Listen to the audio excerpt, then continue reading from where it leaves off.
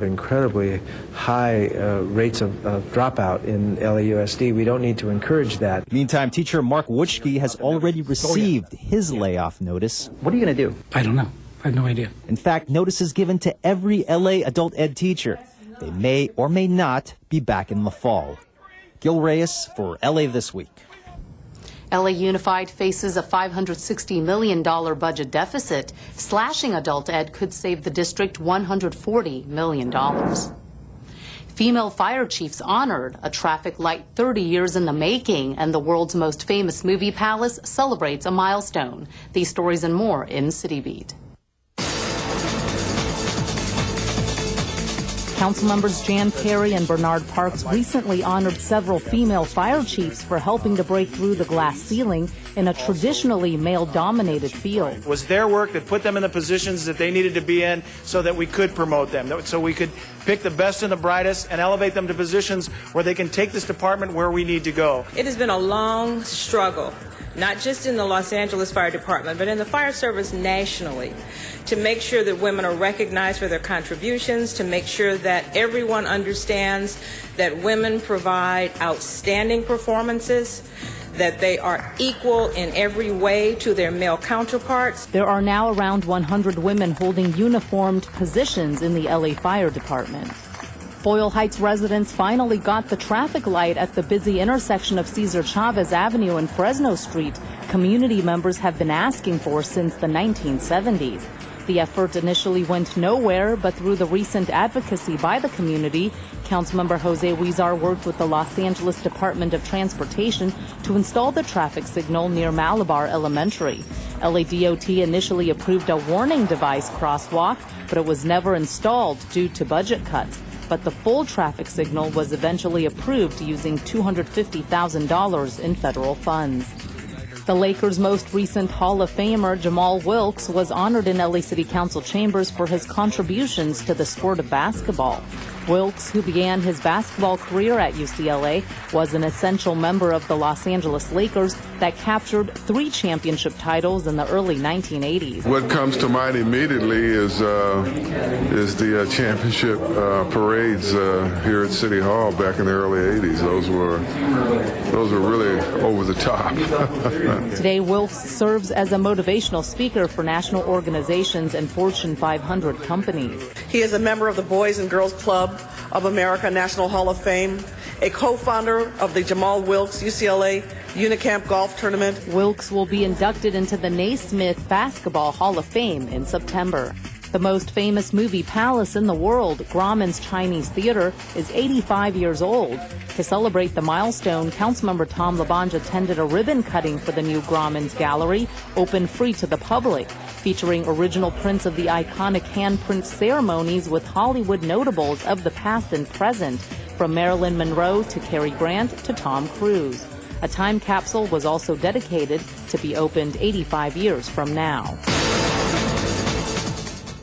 An event that was so successful last year returned to the LA Convention Center this year to make history again. We're talking about the Spanish language book fair that drew an estimated 75 to 100,000 people over a 3-day period. Cindy San Luis takes us to Leia LA, or Read LA. We're trying to find books in Spanish to read to our son. And the Los Angeles Convention Center was just the right place to come for that. The site of Leia LA, or Read LA event, the city's free 3-day Spanish language book fair. Leia LA is organized by the University of Guadalajara to extend its arts and culture outreach programs to the Latino community in Los Angeles. It's very hard to find good literature here in the U.S. that is written by Spanish-speaking authors, so we decided to go to import. Mexico, Argentina, and Spain are just some of the countries the books come from, with over 100 publishers showcasing their best Spanish language fiction and nonfiction. There's a lot of different books, a lot of really good quality books. Hello! We're very passionate about helping families and kids to find what we need. So we not only sell to parents, but we also send to librarians. So if you don't have enough money to buy some books, you go to the library and you enjoy them. Parents at the event were eager to promote reading to their children. It's a connection, I guess, and knowing that he's listening learning new stories, you know, adventures. He loves to look at books. He doesn't read yet, but he loves to act like he's reading, and he just loves story time. Finding the time to go to the library is the best investment you can do in your kid for Spanish language and English. And it's hoped that events like this will further expose Californians to the joys of reading in any language. I'm Cindy San Luis for LA This Week. Leia LA, which the Los Angeles Public Library co-sponsored, is modeled after the University of Guadalajara's popular and prestigious Guadalajara International Book Fair, Latin America's largest annual cultural event held in Mexico each November. To learn more about Leia LA, visit leiala.com. We want to take some time now to tell you about a new series premiere here at LA City View Channel 35. As Rich Samuels tells us, it's a reality show competition for seniors that focuses on getting and staying fit. Produced as a co-production between the City of Los Angeles Department of Aging and Dr. Scott Kaiser, a family physician at UCLA specializing in geriatric medicine, On the Move is designed to motivate seniors to do just that. We know that exercise, regular physical activity is a critical part of healthy aging. We know that it can be good for your overall physical health, mental health, well-being, quality of life, and can help with maintaining independence. On the Move focuses on 2 teams of 6 contestants in a weekly competition to get active. They'll also keep track of their activity during the week as well, and win extra points for just keeping fit. And we're hoping that their work in On the Move, their experience using these programs that are available, will inspire our viewers to get on the move as well. So we're hoping we can really spark a change, starting with our community and moving outward, to really get people excited about getting out there and getting active. Come on, here we go. According to the contestants themselves, On the Move seems to be achieving its goal. On the Move has really changed my life. I am now thinking about my cholesterol, my overall health. Every day I give myself a goal and I accomplish it or I exceed the goal. I'm like bursting out, feeling so good. And I think that's because of this show, because I've been on the move. Co-host Paul Peterson, who also hosts LA City View's Aging Well in LA, put it this way. People, when they watch On the Move, will get the idea that they're really looking at themselves. If you're in your mid-60s and haven't been active for 10 years or so, get motivated, get up. It won't hurt you. Matter of fact, you'll feel a lot better. This is Rich Samuels for LA This Week. Contestants were chosen for On the Move after extensive physical and psychological testing.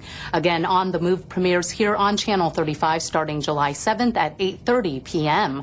To find out more, go to otmtv.com. And speaking of being on the move, in this week's list of things to do, there's a walk for Alzheimer's, an evening of jazz theater, and a vintage car show. If jazz on a Saturday night fits the bill, head on over to the Nate Holden Performing Arts Center on Saturday, June 9th at 8 p.m. for Portraiture Stories in Jazz. The award-winning Jazz Antiqua Dance Ensemble joins Brian Schwartz and the New Sextet for an evocative evening of jazz theater. The Nate Holden Performing Arts Center is located at 4718 West Washington Boulevard. The event is presented in association with Ebony Repertory Theater. More info can be found at ebonyrep.org. Also on Saturday, June 9th, the Vintage Automobile and Classic Car Show at the Heritage Square Museum is taking place from 11 a.m. to 4 p.m.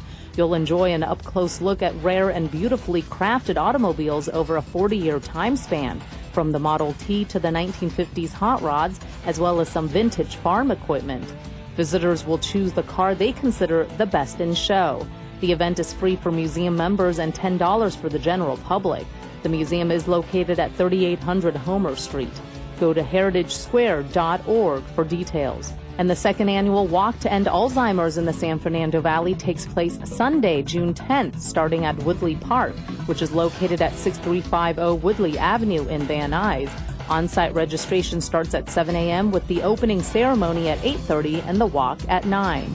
The 5K walk will also include musical entertainment, awards, and a family festival. To register, start a team, donate, sponsor, or volunteer. Contact the Alzheimer's Association at alz.org/SoCal. And remember, you can find this information on our Facebook page. And that's a look at some upcoming things to do. And that's going to do it for this edition. Thanks for joining us. I'm Ellen Chang. A reminder that you could catch us online at laccityview.org. You can also follow and like us on Facebook. We leave you now with the 5K run in Canoga Park that took place prior to the Memorial Day parade. See you back here next week for more of LA This Week.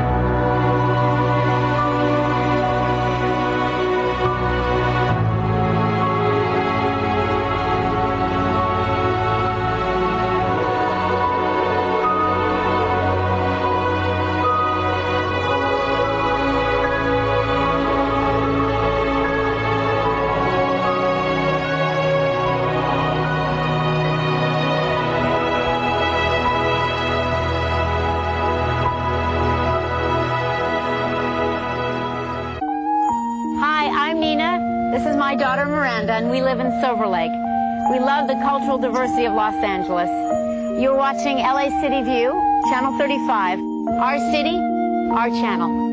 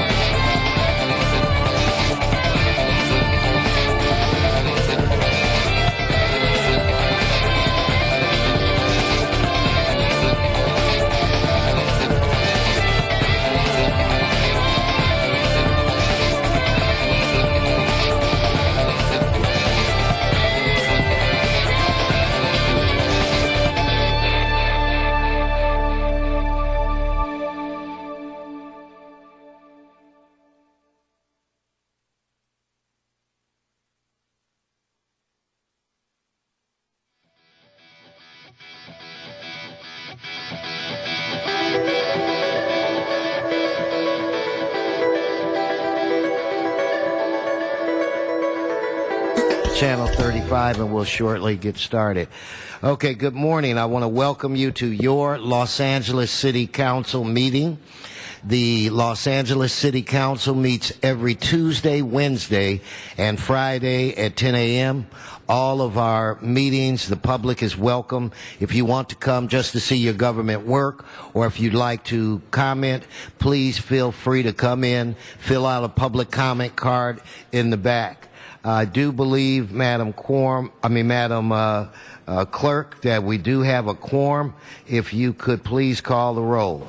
Alarcon, Buscaino, Cardenas, Englander, Garcetti, Weezer, Crest, Krikorian, Labange, Parks, Perry, Reyes, Rosendahl, Zine, Weston, 10 members present and a quorum, Mr. President. Thank you. And again, this is Tuesday, June 5th, Election Day. I hope everyone votes. If you haven't voted, please, the polls will be open till 8 p.m. We've been joined by Mr. Cardenas. Thank you, Mr. Cardenas. Madam Clerk, first order of business. Approval of the minutes. Mr. Parks moves. Mr. Labange seconds. Next. Commendatory resolutions for approval. Mr. Buscaino moves. Correct second. Mr. President, today is Tuesday, and now would be the time for the flag salute. It would be appropriate for everyone in the council chambers to please rise for our flag salute, led by Mr. Zine. Mr. Koretz, flag salute. Place your hand over your heart. Ready to begin. I pledge allegiance to the flag of the United States of America and to the republic for which it stands, one nation, under God, indivisible, with liberty and justice for all. Thank you. No mercy. No mercy. Thank you, Mr. Zine. At this point, Madam Clerk, I think it would be appropriate for us to go through the agenda. If I can ask the members of this council to view their agenda as we begin this process. So, Madam Clerk, what's the first item? Item number 1 is the mayor's veto message. There was a request to continue this item to tomorrow, June 6th. Okay, without objection. Next section of items. Items 2 through 4 are items noticed for public hearing. There's a request to continue item 2 to August 7th. Without objection. And the amending motion is forthcoming for item 3. Do you wish to hold that on the desk? Yes, let's hold that item as well. Any cards? Cards on item 4. Okay, it doesn't look like there's anything left for us to vote on, does it? So let's move to the next section. Items 5 through 12 are items for which public hearings have been held.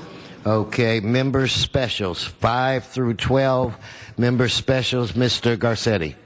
Continue number 7 for one day, Mr. President. Okay, continue item 7 per Mr. Garcetti for one day.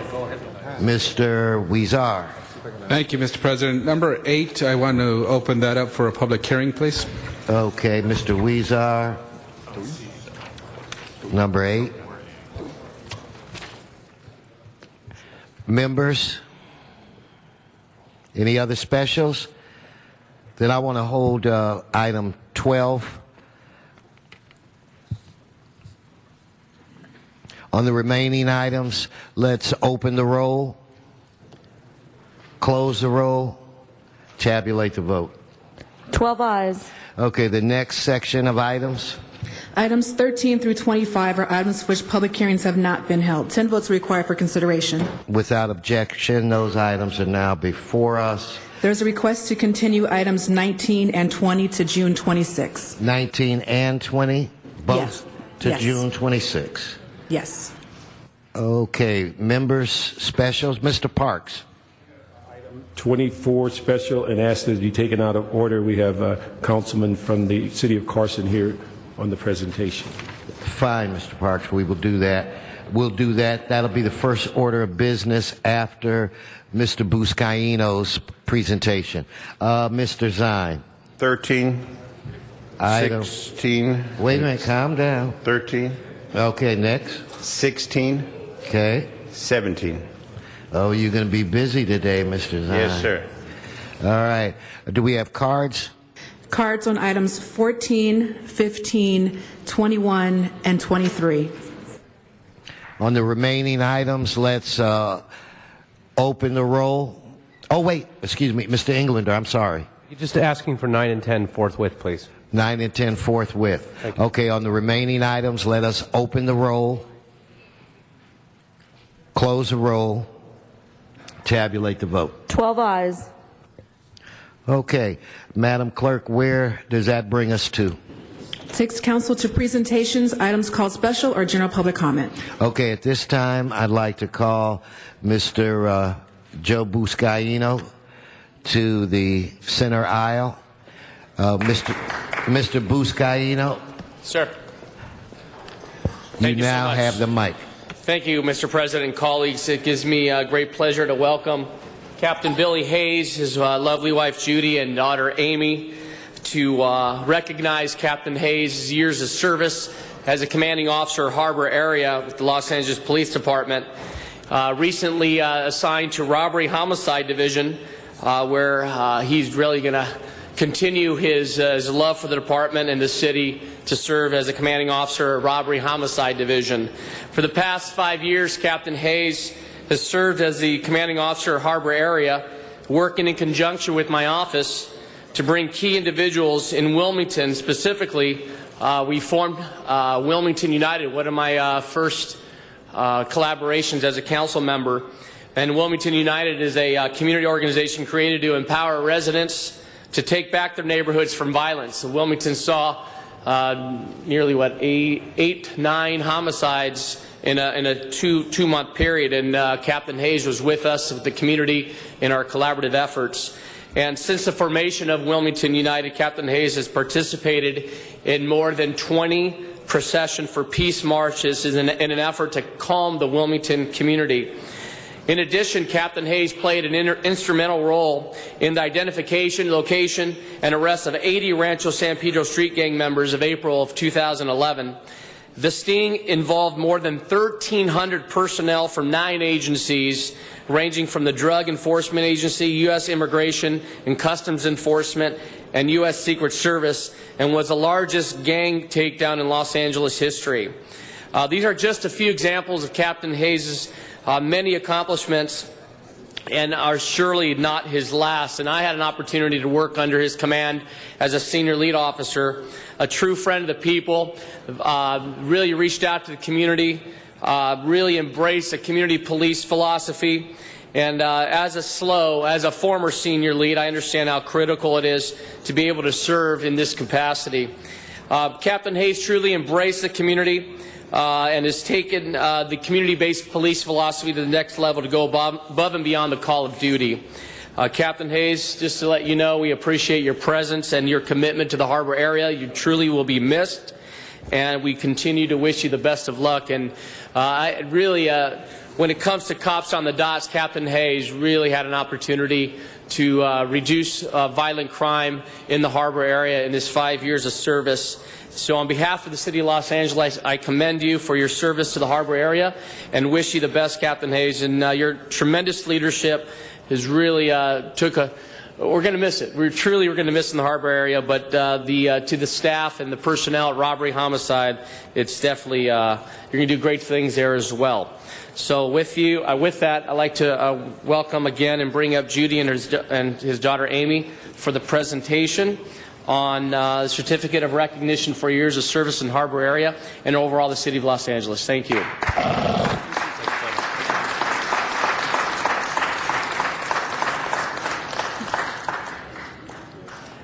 You want to say a few words? Sure.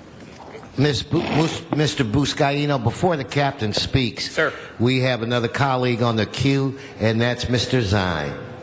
Thank you, Mr. President. Captain, how many years service do you have? 35, sir. 35 years of service. I want to point out that 35 years of service shows the dedication of this man to the people of Los Angeles, and going into another high command position, Robbery Homicide Division, from Harbor, where you've got the port and all the challenges with law enforcement, and now taking on a citywide task, leading that with that many, many years of experience. And I'm sure your family, your lovely wife and daughter, have gone many days and many nights and many holidays and many anniversaries where you've been called in to work over those many, many years of dedicated service to the people of Los Angeles. And it's a real commitment to the people to have that many years of service and still continue to work in this profession of law enforcement. I want to acknowledge that and commend you for that. And I'll never forget the San Pedro Parade. We were in the San Pedro Parade. They ran out of cars, and they had a smart car. And I'm in the smart car doing the parade down the main drag there in San Pedro. And I don't know if you ever got in the parade that year or if they ran out of cars, but you graciously said, go ahead, take the smart car and do the. I took his car. You took the car? Yeah. But no, it was great. I just want to acknowledge that you are a very dedicated member of this great city. I've known you for many, many years through the department, and it's nice to see one of your senior leads as a council member now bringing it up and acknowledging you, because he worked for you for many years as a senior lead, and now we have him as a great colleague with us on the city council. So you know you've got some friends here in city council, and God bless you in the future with that challenging task of Robbie Homicide, and your family that's behind you for all that they've endured for all the years. And you'll continually support him and love him and show your affection and appreciation as we do. And best to you. Thank you. Thank you, Councilman. And Captain, I too want to congratulate you, but you've probably made a big mistake that's going to cost the council heartburn all day by referring to Mr. Zine as sir. That might be problematic for us for the rest of the day. Mr. Rosendahl. Yes, just a quick shout out. When I first got into this position here, you were there in the Pacific Division, and you played a very active, incredibly positive role in Venice with all the Venice meetings and town halls. And we all know the challenge of Venice, but you had a big grin on through that whole period, and you were very positive and very helpful. And I'm glad you're moving on up too, and I want to congratulate you for what you've done on the west side and now down in the harbor. You're a great guy. Thank you very much, and to your wife and your daughter for sharing you with us. We appreciate it. Thank you. Thank you, Mr. Rosendahl. Cap, the mic is yours. Thank you. I won't take much of your time, but I am humbled by all of the councilmen's words. This is a job, as Councilman Zine indicated, that I love and I've been doing for a number of years. I was particularly privileged to have been in the harbor and worked with the Councilman Buscaino and enjoyed that and got to work with the people there. The accomplishments there were the result of the hardworking people like Councilman when he was a police officer, and it wasn't just a result of me. It was actually them under my leadership, and I truly appreciate all they did. Having worked with all the people in both Venice and the communities of Harbor City, Harbor Gateway, Wilmington, and San Pedro, it was truly a pleasure. So I thank you, and I just can't believe now that I've got to work for the councilman as well. So thank you very much. Thank you. Let's give him another round of applause. Captain Hayes deserves it.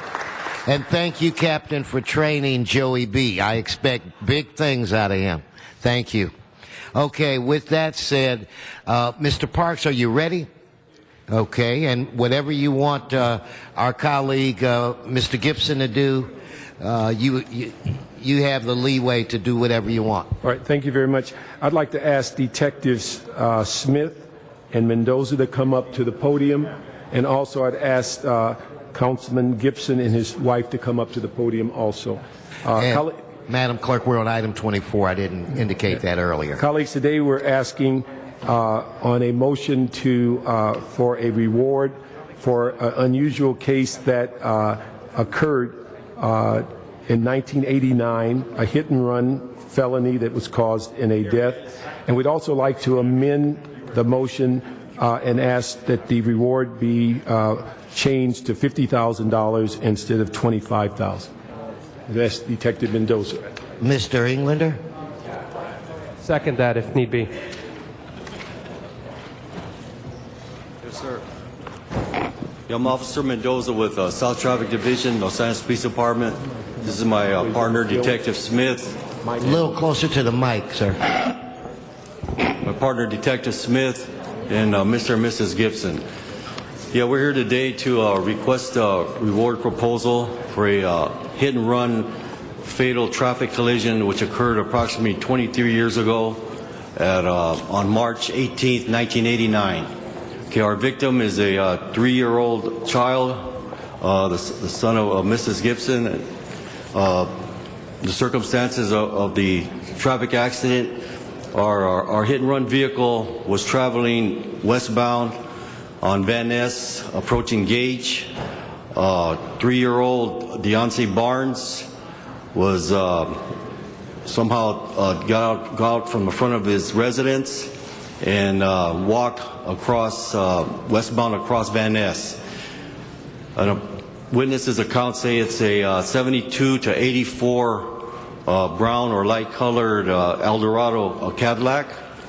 Following the collision, according to witnesses, our suspects exited her car, went back a few feet to the scene. Of course, she was panicked. Neighbors came out, and she fled the scene. At that time, witnesses gave no follow-up information as far as knowing who the suspect was or any follow-up information on the vehicle.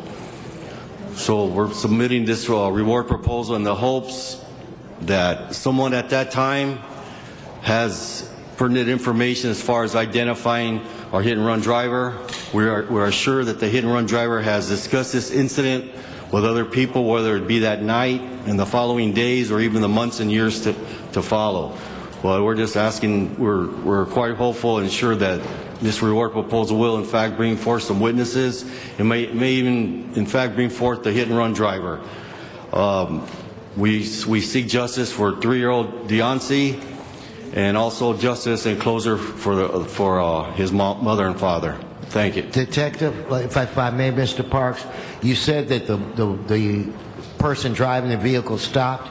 Can you give us a description of what the witnesses said she looked like? Yes, sir. The witness say she was approximately 28 to 34 years old, female, black, approximately 5'6", approximately 130 to 135 pounds. Like I say, she was driving a witnesses' accounts vary as far as 72 to 75 Cadillac, 82 to 85 Eldorado Cadillac, brown color or tan. So that's only follow-up leads detectives had at that time, and we're currently reopening the case in the hopes that it'll alert the citizens and they will contact our LAPD. Our contact number, we work as South Traffic Detectives. My direct number is 323-421-2538. The general number is 323-421-2500. Thank you. Mr. Garcetti. We have, no, go right ahead, Mr. Park. Can we have Councilman Gibson and his wife come up? Thank you very much, President Wesson, to my colleagues here in the City Council of the City of Los Angeles. Many of you have worked with me and I've worked with you, but many of you know the story, the tragedy that transpired in our lives 23 years ago, where our son was hit and killed. This hit and run happened in front of my wife as she was across the street, and Deontay ran to his mother calling her name. And this lady got out of her car, saw she hit a child, got back in the car, and took off. I stand here as a former police officer with the Maywood Police Department, the first African American hired in the history of the Maywood Police Department. My wife's father, my father-in-law, served the Los Angeles Police Department at the Southwest Division. We are not immune from tragedy. We belong to Justice for Murdered Children, where we go and support family members whose children have been lost in our streets in our county.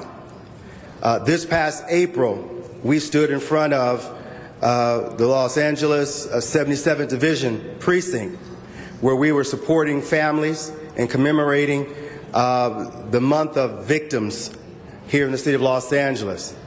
My wife turned to me and said, "I'm ready." I said, "Ready for what?"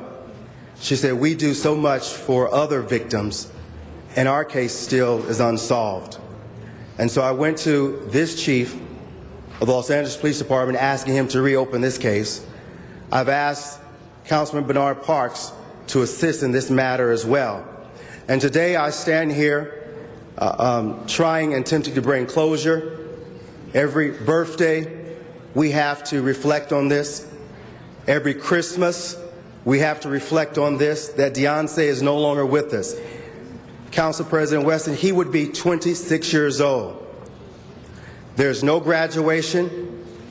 There is nothing, no prom, not seeing his first girlfriend or anything of that nature.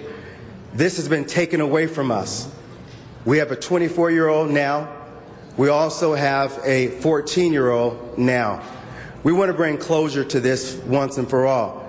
So we ask that you join us, our families, Justice for Murdered Children, and many others, as we comb the neighborhood this coming Saturday, knocking on doors, hiring the walking man to do 30,000 knocks on doors with flyers. The billboard companies have stepped up in a large way to say we'll put billboards in the surrounding community. These detectives have worked hard with us and for us, and we certainly appreciate it. Last week, the Los Angeles County Sheriff Department, along with Crime Stoppers, interviewed my wife. So there will be a reenactment of the crime that will take place next month on KCAL Channel 9. So we ask that this City Council support this family in this particular endeavor. We thank you very much for any consideration you may give, and God bless you all. I don't know if my wife have anything to say. Good morning, Mr. President, to the Council. I just ask and pray that the Council considers this reward. Thank you.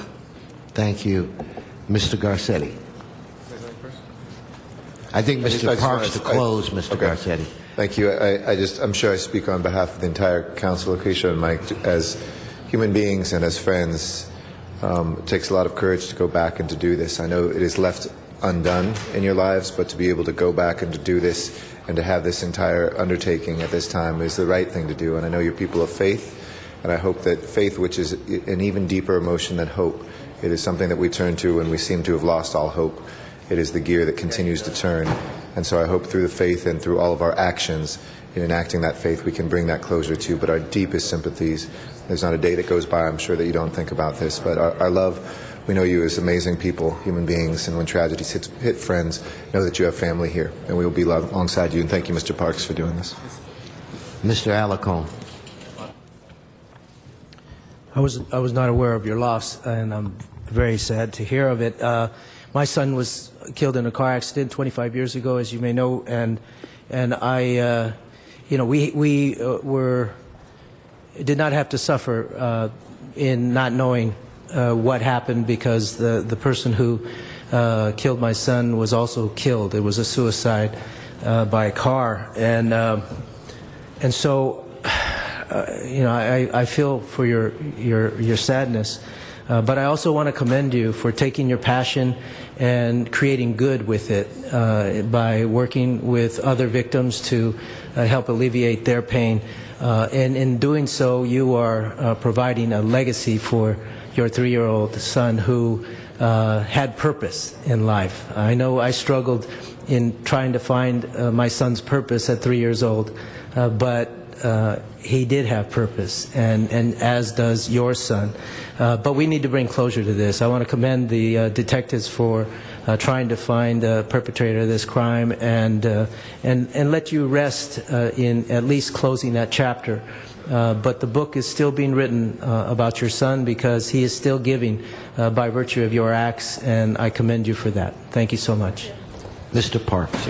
Thank you very much. I would just, for the public, reiterate the issue that we're dealing with is that this case occurred March 18th, 1989, 8:55 p.m. at the intersection of Van Ness Avenue and Gage. 3-year-old Deontay Nathaniel Barnes is the victim of a hit-and-run traffic collision. The direct number to Detective Smith in Mendoza, 323-421-2538. And we also asked and thank KCAL 9 on their Crime Stopper program for highlighting this case to bring more attention. And we asked an aye vote on this motion as amended. Thank you. Let's prepare to vote on this. Let's open the roll,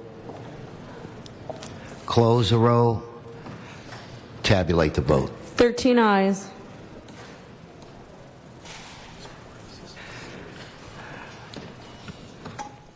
forthwith.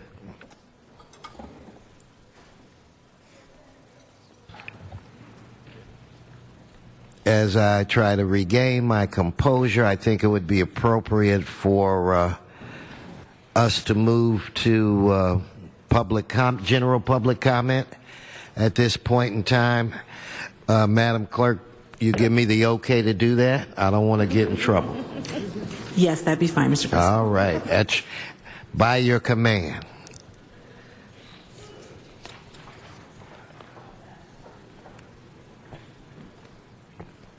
Okay, if I could call Mr. Bill Huey, followed by Sean Murphy, followed by John Walsh. So, Mr. Huey, yeah, when you come up, they will return. I'll wait till they leave. Go right ahead, Bill. All right. Good morning, Council President Wesson and members of the LA City Council. My name is Bill Huey. I'm the president of Fair Housing Coalition, fairhousingcoalition.com. I want to bring to the Council's attention the behavior of Helen Morales. She's the hearing administrator at the LAHD. She's the person who decides who gets put in the REAP, and if you try to get your money out of REAP, how much you get. Her behavior is inappropriate. I have found out that she's never been a judge. To the best of my knowledge, she does not have a law degree, and she makes up the law as she goes along. I personally have over $4,000 in my REAP account, and she told me she does not accept sworn testimony as proof. And sworn testimony is accepted in murder trials, but yet she makes up her own rules. I think she's putting the city of LA at a great liability, because eventually some of the landlords are going to get lawyers, and this will be costing the city a lot of money. What I recommend for the LA City Council is to reach out to the last 100 landlords who have appeared before her and interview them and find out her behavior. She should not be making decisions because she is denying landlords due process of law. This is against their it's a violation of their civil rights. I would really check into her behavior. She screams at landlords, doesn't let them testify sometimes, and it's a terrible thing she's doing, and she's representing the city of LA in a very inappropriate manner, and I really say this is going to be a huge liability for the city of LA. This matter needs to be looked at. Thank you very much. Bye-bye. Mr. Sean Murphy. Yes, good morning, President, City Council. I hope you're doing okay. I want to thank the City Council for praying for my choir director. He's well now. Jim's well now. We're going to have our concert on Sunday. I'm going to talk about the election. We need change and reform. We need better people to run our cities. We need to get rid of gangs and crime and stuff like that. Oh, yeah. Prop 29. Vote yes on Prop 29 and other propositions. We need to get higher. Prop 29 is a higher cigarette tax. I hope they vote yes on it. We need to get rid of cigarette smoke. I'm tired of breathing other people's cigarette smoke. I hope it goes higher so people won't smoke in LA anymore. Mr. John Walsh. John Walsh, blogging at Hollywood Highlands. Put my 2 minutes up. Blogging at HollywoodHighlands.org. We'd like to point out that I still haven't had my 2 minutes put up here. I mean, why does everything go bluey when I show up? I have 2 minutes. Okay, now, HollywoodHighlands.org. Our endorsements are up. Number one endorsement, no on 28. We just found out the other day from California Watch that Eli Broad put $50,000 into yes on 28. Is it for the developers? Yes, it is. The answer is no. Vote no and yes. Vote yes on the cigarette tax. I find it ironic that Robert Greene, the editorial writer of the LA Times, who has written the no on Prop 29, is himself a cancer victim and has started his own group called Cancer Victims Against Cigarette Taxes. I mean, that's what you're getting over at the LA Times. The name is Robert Greene. Call him up. Ask him about it. We want to say there was a rape. Again, 11% up on rapes. CompStat figures on the state, and now we had it go to ABC, the most watched video, and you can watch a rape occurring for 2 minutes on the Fuller Avenue near Runyon Canyon. And the only reason the woman was saved was because of 2 hikers grabbing the rapist. I have asked Eric Garcetti to talk about Hollywood rape, to sit down with us. He's more interested in collecting campaign contributions. The blood of the rapist, of the rape victims, is on his hands. HollywoodHighlands.org, and also go to Around the Capitol tonight, aroundthecapitol.com. For live blogging, go to Mayor Sam, go to Ron KLA, go to Dragnet. Tonight will be the bloggers' night. Hollywood, and go to Zumadog. HollywoodHighlands.org. Come and see all our endorsements. Take back your 4 seconds. And next speaker will be Mr. Norjanian. Come on up. And before you speak, I want to thank Mr. Garcetti and his staff work and work with my staff and Hollywood Division on the incident in Runyon Canyon, which we all take very seriously. 2 minutes, sir. Good morning, City Council members. Good morning, fellow Angelinos. My name is Armenak Nurjayan, and I'm a liberal Democrat and human rights advocate. And as such, I ran for the seat of California State Assembly from South Central Los Angeles, so-called 59th Assembly District. I ask the vast majority of black and Hispanic voters to vote for me as the most liberal and progressive candidate of all. I promise to raise taxes 50% against wealthy individuals and rich oil and gasoline selling corporations, another 50%, in order to remedy budget deficit in California and create more jobs of government contracts. I propose redistributing wealth, taking excess of that money from those wealthy corporations and rich individuals, and create new jobs with those funds. I also propose to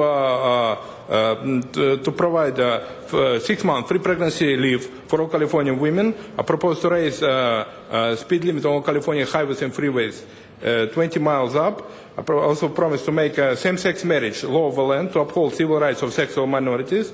I also propose to introduce comprehensive ban against so-called medical marijuana dispensaries, as those medical marijuana dispensaries are nothing but narco-mafia that rip off Californians and charge them gross sum of money for their illegal dope.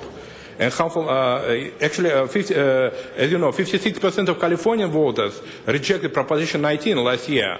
Rejected legalization of marijuana, medical marijuana, and I believe that city council members should respect that opinion of California to reject legalization of medical marijuana, introduce hardcore ban, and close down all so-called medical marijuana dispensaries, which operate and make Californians destitute and homeless as they rip off substance abusers, and they actually cause an incredible increase in the crime rate and poverty rate.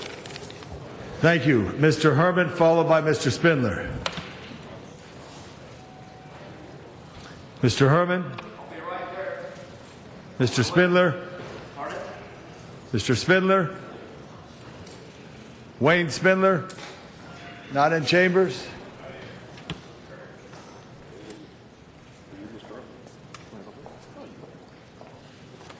Good morning, council members.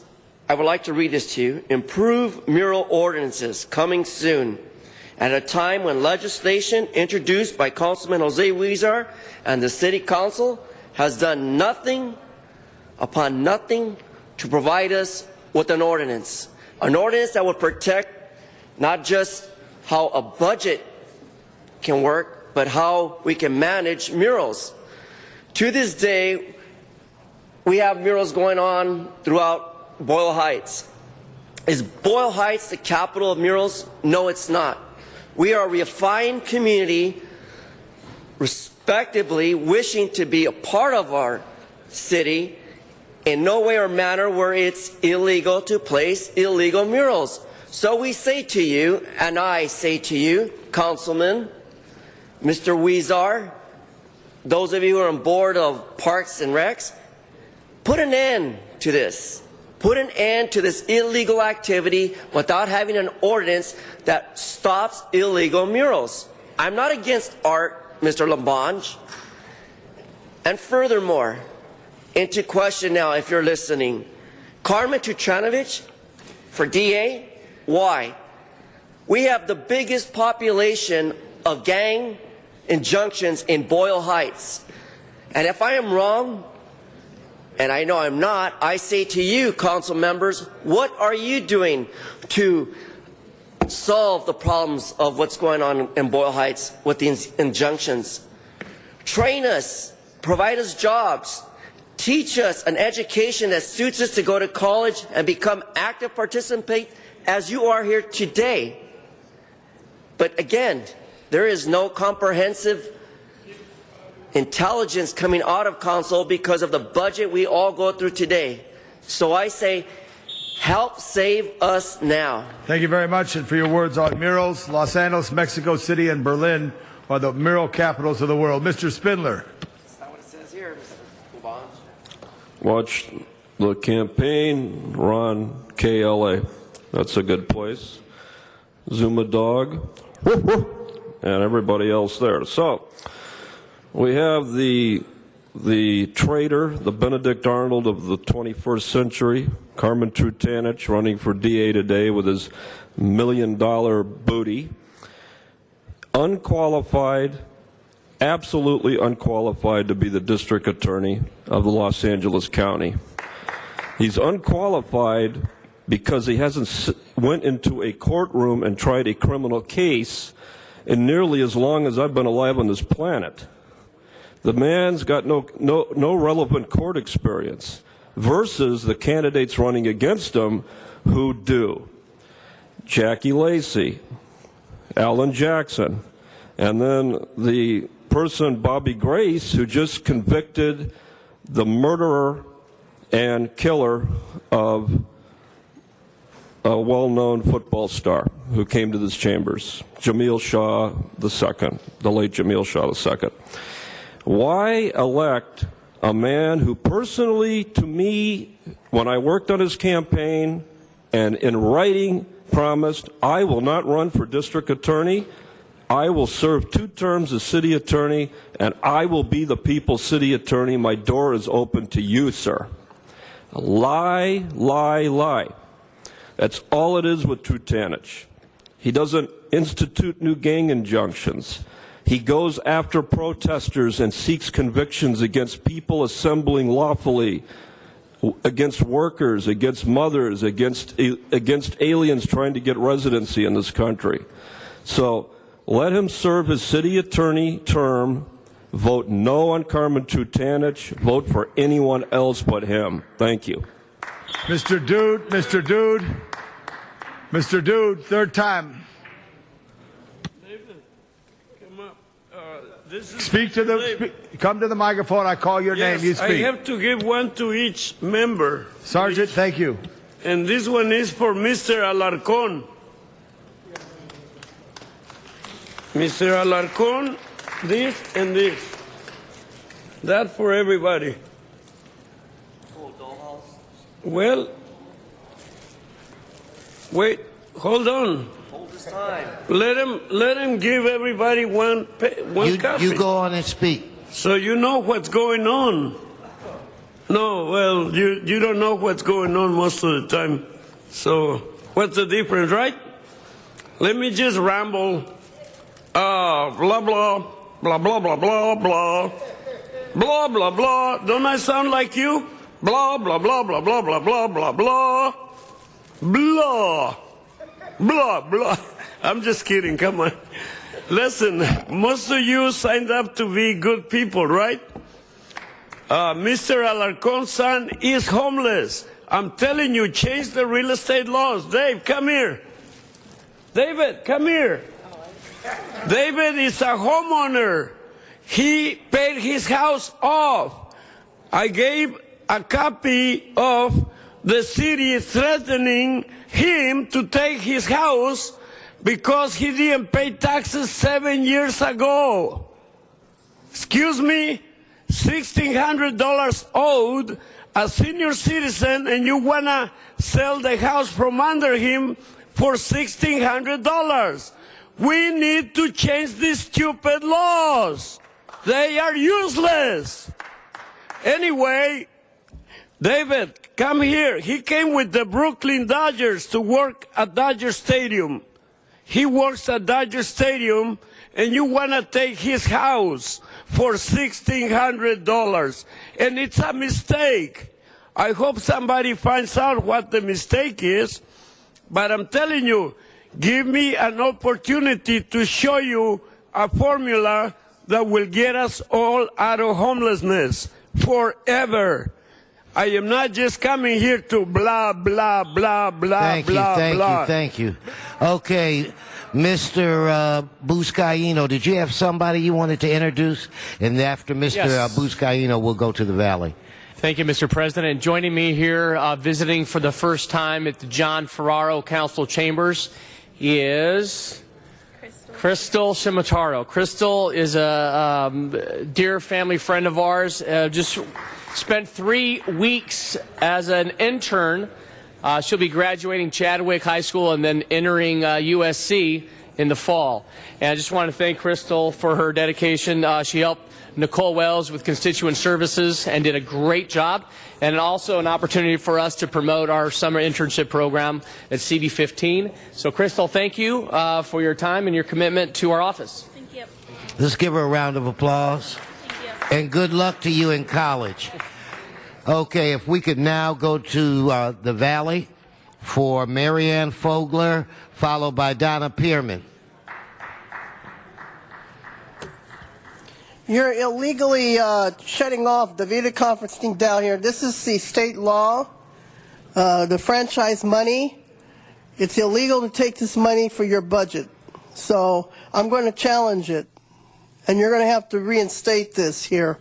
And I hope there's going to be enough protesters, because I'm going to tell you right now, folks, this is just the beginning. First they'll start here, and then they're going to start turning off your video conferencing downtown. Then they're going to cut down the meetings on Channel 35. They're already adding a program called Seniors Active. So they're going to change things around so that it will not be it will be kind of like shutting down public comment and publics on the agenda. So how long is this going to continue? You're going to go from one step to another step. And when you say, well, it's good enough, Mr. Krikourian, every other Friday, every other month, but then let's think about maybe you'll cut out all the meetings altogether down here in the Valley to save money. Oh, let's cut out the video conferencing from downtown. And then maybe we should not have it on Channel 35 anymore. Maybe we shouldn't be televised so we can save money to have the budget. This is what they're doing with the franchise tax fee, you people down there. You should be waking up. You know, this Trutanich is a little gameplay. He knows I don't like him, and I don't like him either. And, you know, we don't like him at all. And I have confronted him several times, and he's a crook, in my opinion. So, and he's no good for the city people and the county. Don't vote for him, okay? He's a liar. In my opinion, that's the way I see him, okay? I tell you, anybody that doesn't serve right, it doesn't deserve to be in there either. Thank you, Ms. Pearman. Donna Pearman. Just to show us another way what you think of the Valley, because it's downtown. We need to succeed because it shows over there another way that City Council doesn't care about the Valley by shutting off our video conferencing with Van Nuys. And first of all, you were supposed to be here every month, and of course you didn't do that. Oh, by the way, I put in number 17. I'd never heard the card that I had put in for 17. But of course, there's another way of showing that you don't care about the Valley over here. And people have to realize it's just not a few people here in Van Nuys they don't care about. They don't care about the public in general. They don't really even want to hear the people downtown. If they have any possible way, they'll shut you down too. They'll put so many rules on it that you wouldn't even possibly be able to get anywhere as soon as you get a slight bit of putting down the city council. They'll shut you down. So, you know, people, this shows that I want everybody that ever cared about Van Nuys to be here this Friday. The City Council is going to be here this Friday, and I want everybody that even cared about wanting to speak down here to come down here. You know, this is they're just telling us what they think of the valley. They could care less about the valley. They just want to take all the money and bring it over there on their pet projects. And I still don't think the CRA is gone. I see them on these projects over here. All they want to do is spend all the money. 10,000 is nothing. It's nothing. There's lots of ways to save money over there. And not take our video conferencing away. A lot less inexpensive things, especially on that number 17 that's going to come up. That they take the illegal gas away from. They don't even check to see who's using the gas. It's a lot. There's, they don't even look over there. And Thank you. Thank you. And we will be getting to item 17, and I do have a card for you to speak on that item, Ms. Pearman. On item 25, Madam Clerk, if we could forthwith, and Mr. Labange for a brief. Very special introduction. This is Eli Marcus. Eli is the special leader of the school that we're going to introduce right now. Eli, introduce him. Larchmont Charter School. All right, stand up, everybody. Larchmont Charter School. Good. Okay, that concludes general public comment. Madam Clerk, at this time, I'd like to move to item 21. Okay, item 21, call special for cards. Okay, on item 21, Sean Murphy and John Walsh. Yes, good morning. Item 21, I like this item. It's a good item. 10 ayes. Thank you, Mr. Murphy. And now, from HollywoodHighland.org, John Walsh. John Walsh, blogging at HollywoodHighlands.org. And I did receive a call yesterday from Jerry Brown. And I've seen phone call asking me, robocall asking me to vote for Carmen Trutanich. And speaking of Carmen Trutanich, actually, you used to do a really good job at street sweeping. I used to remember years ago, this is at Yucca and Argyle, hearing the street sweeper pass by between 1 and 2 a.m. One day on one side of the street, next day on the other side of the street. Now the streets are beginning to look filthy. And the more minority the neighborhood is, the filthier it is, because you're only interested in keeping streets clean for tourists. Not even rich white people anymore, just tourists in Hollywood. So when they rape women, the rapists will not get contaminated as they rape the women on Hollywood Boulevard. HollywoodHighland.org, 1 minute. Thank you. So on this item, let's open the roll, close the roll, tabulate the vote. 13 ayes. Okay, at this time, can we go to item 12? I know that I had asked that we hold it, but that was for the purpose of an amendment. I believe that amendment has been circulated. Yes, motion 12A has been circulated. So on item 12, if we could open the roll, That's as amended, Mr. President. close the roll, tabulate the vote. 13 ayes. Adopted as amended. Thank you.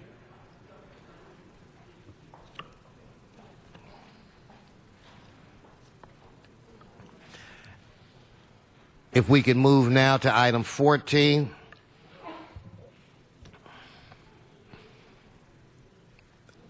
I believe that was called special by cards, Madam Clerk? Yes. Okay, John Walsh and Armanik Noorjanian, please come forward.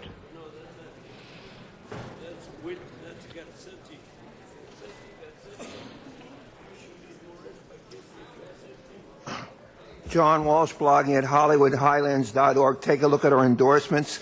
This is very important, and I speak for all of the people who work here. This is another authorization of reduction in work hours by appointing authorities. We don't want to see, I don't believe that bureaucracies are bad.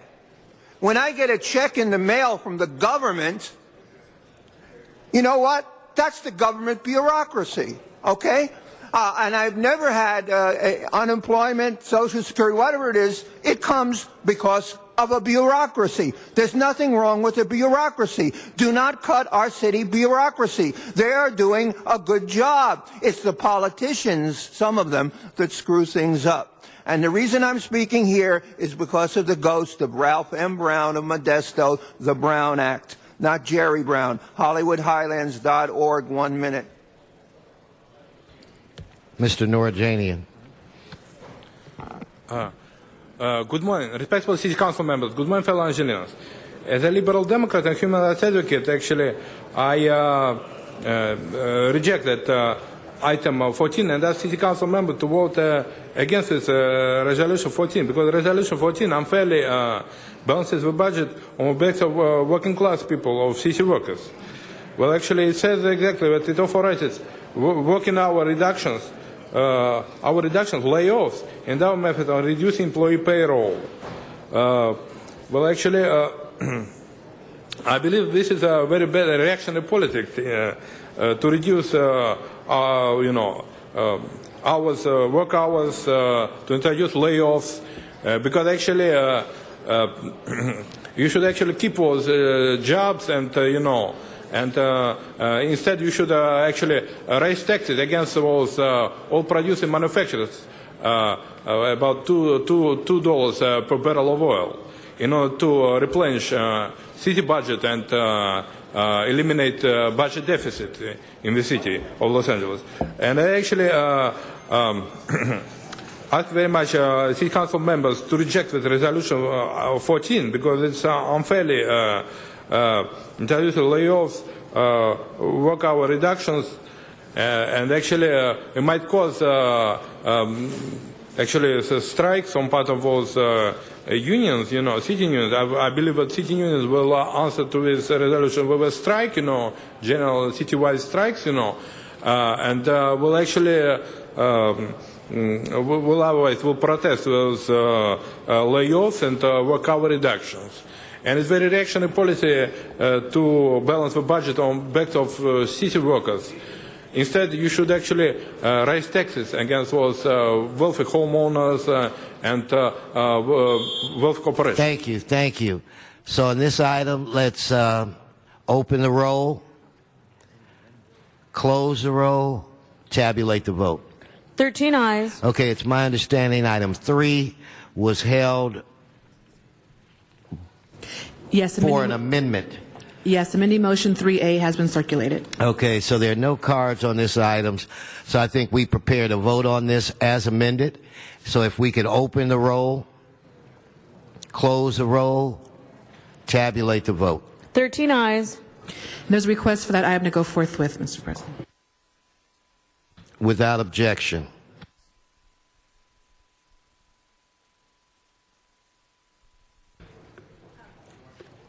Let's go to item 23, called special by cards. Mr. John Walsh, Mr. Herman, and Mr. Armanik Noorjanian. Mr. Walsh, go ahead. There are the endorsements, HollywoodHighlands.org. We're averaging this year 100,000 successful server requests a month, HollywoodHighlands.org. This concerns the Community Redevelopment Agency. 5 years ago, the devil had made a deal with me and said, you can live to the day after the Community Redevelopment Agency was abolished. I would have taken the deal. But now I've outlived the Community Redevelopment Agency by 3 months. I never thought I'd watch it die. It died in debt. $100 billion in debt. $100 billion. The other day, now, the city can do a much better job on housing than the CRA. The CRA and people like KCRW, and there's a new press. This is the CRA. They spend all their money on parks, and these are green parks, not our police chief. Parks, and they spend all their money on housing. The law says that they got past that got passed over their objection, they only have to spend 20%. They only had to spend 20%. They did a terrible job, and the housing that they put up is shoddy, and it costs more than the housing that the city put up. We have won with a vanquish. We have won against the CRA. They are gone. They are dead. We put a stake through their heart. We can't whine. We have a victory. And then you will not cheat us to victory in all their attempts to reanimate the CRA. And incidentally, go see the Reanimer musical. Wendy Gruhl's husband is the financial backer of that musical going to Broadway. HollywoodHighlands.org. The CRA is dead. Long live the death of the CRA. HollywoodHighlands.org. Thank you, Mr. Walsh. Mr. Herman, followed by Armanek Noorajanian. Mr. Herman, go right ahead. Sad to say, we have all heard about the bad effects of what the CRA has done in our communities throughout the city of Los Angeles. The history of them is horrible if you look into the matter, and I suggest many of you proceed into investigating what the CRA has done to the city of Los Angeles. Mr. Walsh is correct. 110% right in what Mr. Walsh is saying on how can you build appropriate facilities for people in shoddy work. Is this the way the city of Los Angeles will go? Is this the way you treat your taxpayers in abuse and waste of your tax-paying dollars and investments? Shame, shame on all of you. Because the CRA has not only wasted the funds it had to finish projects, now we have vacant lots, abandoned buildings, parking structures. And yes, the rates are going down in parking structures, but as a result, because we crushed the CRA and seized them from going any further into the destruction of Los Angeles. And so I say to all of you in the state of California, stop them now. Don't let them say we need this grant or we need this Proposition K or Z or P. Who cares? Stop them now.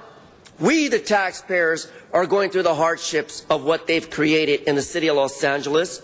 And so by building parks and promising you parks and a better resting area with homes, for who? Not for the population people that need them. So I say, take note to who you vote tonight and the votes to come. Thank you. Mr. Noorajanian. Respectable city council members, dear fellow Angelenos, actually, as a liberal Democrat and human rights advocate, actually, I support this resolution 23, motion introduced by council members Weston and Alarcon. Because it actually establishes the authority of Los Angeles Housing Department. Establishes the authority of Los Angeles Housing Department to replace Community Redevelopment Agency with a Home Investment Partnership Program funds for the Jefferson Park Terrace and the Jefferson Boulevard and Fifth Avenue projects. Well, actually, according to this motion, Los Angeles Housing Department will receive $3,250,000. Well, actually, in order to fund those housing developments in the Jefferson Boulevard area and Fifth Avenue project area. Well, actually, I believe it's progressive legislation, and that's why city council members should adopt this legislation, because it actually helps Los Angeles Housing Department accept with more money, about $3,250,000, in order to cover affordable rent for Angelenos. And actually, with legislation that helps Angelenos get more affordable housing area, more affordable housing, and actually most of Angelenos, I believe, will need that legislation, because people need that Section 8 housing, and it helps even business developers and landlords, you know, to make the end meet. And so please approve this legislation. This item. Thank you. Now we go to the Valley. Marianne Fogler and Donna Pearman. In the Valley. That's one of the reasons why, folks, they're shutting us down first, and then they'll shut you down next. Because the CRA is mad, and they know it, that we were behind it. And they called me one day and asked me if I wanted to get rid of the infests that are in the city, and I said no. So ever since, they know that they're opposition, and the same thing down there as well. And you said it very poignantly, Mr. Herman. Why don't you come down here and help us to stop them shutting us down in the San Fernando Valley here? Why don't Wayne Spindler say something? Why isn't Let's Arnold stay Sachs? on the item. Stay on the item. Well, you know what? That has nothing to do with the public comment. John Walsh, you pushed to get rid of the CRA. Why aren't you supporting our cause down here to keep the video conferencing open? Stay on the subject, Ms. Fogler. Your proposals, if you're shutting us down, like the CRA, okay? I do not agree with this at all, what you're doing. And I want you to vote no on this thing. This is very unfair. This is a very bad proposal, what you're doing, trying to bring this thing back. And I want to say that I reiterate what John Walsh said, long live the death of the CRA. It needs to go. We need to have a burial and to put it away for good and to start bringing in the private entrepreneurship and bring in private enterprise and have people start doing it from the ground up, not from taxpayers' money, public money, to make other people rich, and the ones that get it are not eligible or whatever. I don't. Thank you, Ms. Pearman. Now you're up, Ms. Pearman. I strongly agree with everyone who's spoken here on speaking against the CRA, and I believe that they're shutting down Van Nuys because I believe that me and Miriam had something to do with getting rid of this, waking up the people's eyes about the horrible CRA. And I don't believe this is any better than the old CRA, with this home investment partnership, where you still coming up with large amounts of money, $3 million for Jefferson Boulevard and Fifth Avenue, 2 times over here. And it just shows that the city council does what the city council loves to do, waste money. And then they like to save money in the smallest areas, trying to save a measly little tiny $10,000 when probably one of their cars costs more than the $10,000. In the meantime, that didn't show that they had any indication of trying to save money in huge amounts of ways. Deaths to the CRA, I'm so glad that it's gone. But is it really gone as long as they don't have another, they're trying to resurrect the CRA with another name, and then say, no, this is not the CRA. This has the name of Home Investment Partnership Home. And so certainly I guess it's home for there, because they certainly don't care about the valley. People, they don't care about the valley, and they don't care about people. Stay on the item, Ms. This Pearman. item is about home. It shows that they want to spend $3 million over here, $85,815 on one, 500, but yeah. And they don't have $10,000 or something else, but they certainly have this $3,250,000 or Jefferson Boulevard and Fifth Avenue, and they didn't say exactly what they have over there. It's probably another one of those affordable housings, or the rents are huge except for 20%. That's nothing. 20%. Nothing, nothing, nothing. All you do is spend, spend, spend. Thank you. Okay, let's thank you for the smile out there in the valley. With that said, let's prepare to vote. Let us open the roll, close the roll, tabulate the vote. 13 ayes. Look, would you keep it down? No, just sergeants, help him understand the rules. He might have to be shown the door.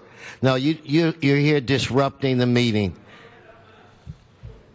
Okay, now, Mr. Weezer, I'm going to call up item 4, and then we're going to go to Mr. Weezer's item, and I just want to make sure he's ready. So we'll do item 4, and then we will go to Mr. Weezer's item.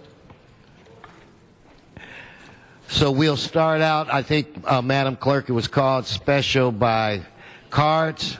Yes. So we start off with Sean Murphy, and I think this is Chris Jargo and Erica Diaz.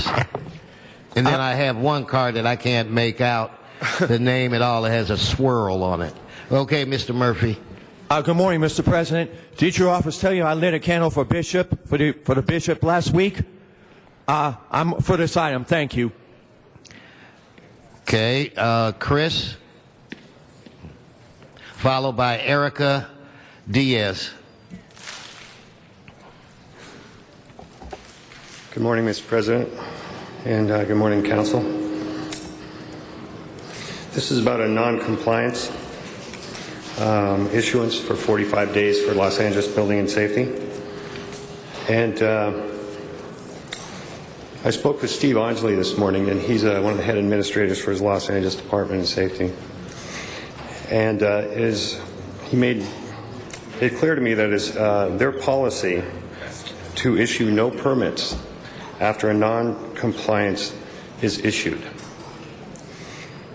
And Los Angeles Department of Safety had issued 4 and never asked for the non-compliance fee. And it's their responsibility to ask for that fee. The fee has escalated from $550 from its original issuance all the way up to close to $2,500. And what I ask is that it be reduced back to the original $550, because 5 days after the original issuance, Ms. Wells went into Los Angeles Building and Safety and asked for a permit, and they did not ask for the non-compliance fee. They failed to do that. Also, there was a meeting with Michael Tuck 10 months after the original letter of non-compliance. Mr. Tuck realized the impossibility to perform the tasks that needed to be done within the 45-day period and provided an extension of the non-compliance for an additional year. And I have it right here as well. That's all I have to say, and I just ask that it be reduced to the original $550. Thank you. Okay, Ms. Erica Diaz. Please come forward. Morning, Mr. President, council members. Good morning. My name is Erica Diaz. I am attorneys for the interested third party, JP Morgan Chase Bank, not the property owner for this Encino property. The bank is servicing the loan for the Federal Home Loan Mortgage Corporation, and because of the particulars of those loan documents and because of the fact that the mortgagor is in fact current with her loan, the bank is even more limited than usual to enter the property to make any corrections. They're diligently paying the loan, so we have some hope that the property owner will in fact make the required corrections. Because we are limited, as the bank is limited as to what it can do to fix the problems itself, it may also be limited as to whether it can be reimbursed on their loan documents. That I can't speak to for certain at this point, but it's certainly a possibility. And the bank just requests that the City Council gives the property owner additional time to make the corrections and either postpones imposition of the lien, which may affect my client's security in the loan, or as the previous speaker has requested, to reduce the amount. Thank you. Thank you. Mr. Koretz. Thank you, Mr. President. On item 4A, just to clarify my understanding of what was said by the gentleman earlier, this property was illegally converted to a recreation room and from a recreation room to a dwelling unit. The property owner was given an order to comply and converted back to a recreation room in December of 2009.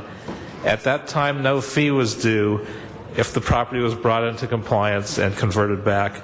But in February 2010, a non-compliance fee was adopted by the council. This fee is owed by the property owner and hasn't been paid, and the $550 has escalated to $2,700 with penalties and fees. The property owner says they were told to get into compliance and turn it back to a rec room, but they were not told to pay the fee.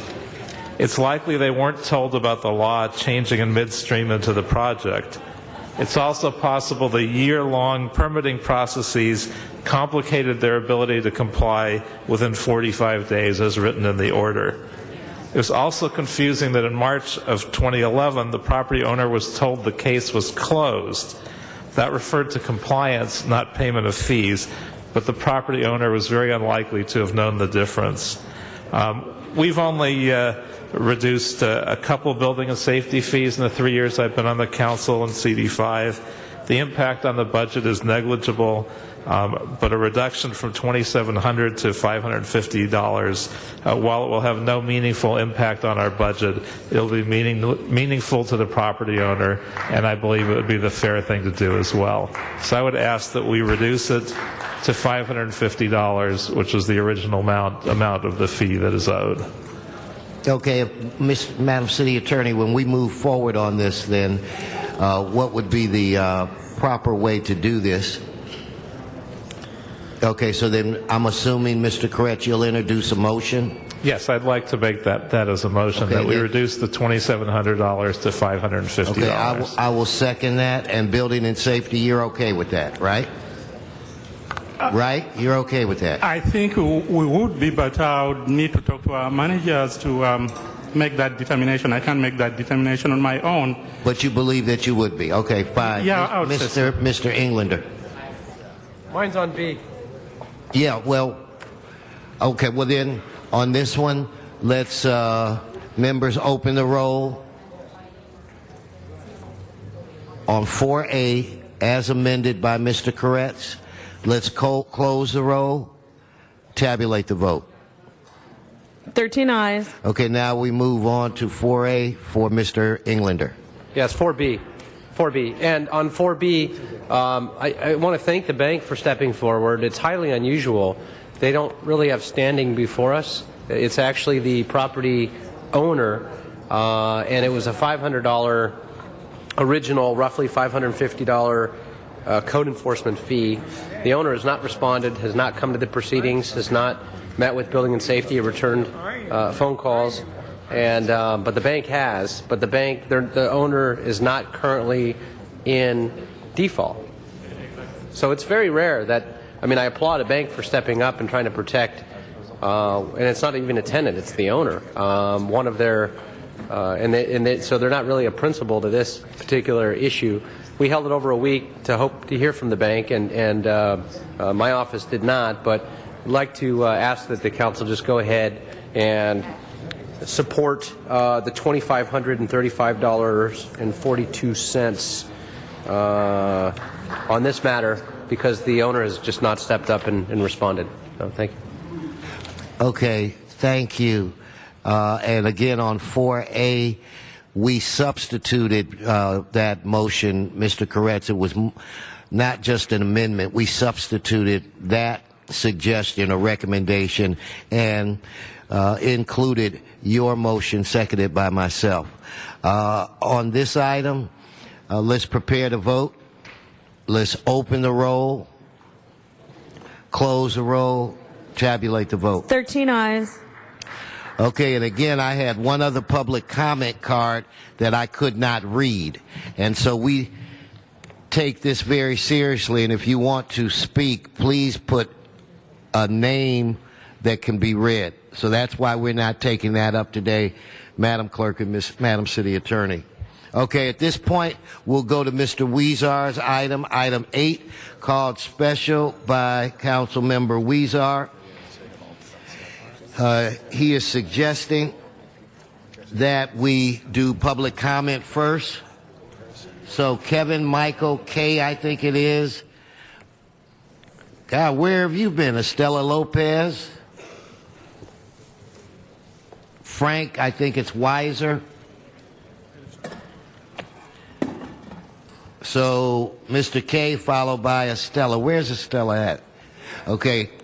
Mr. President Wesson, if I can call you Mr. President, you can get K-E-Y right. It's Key.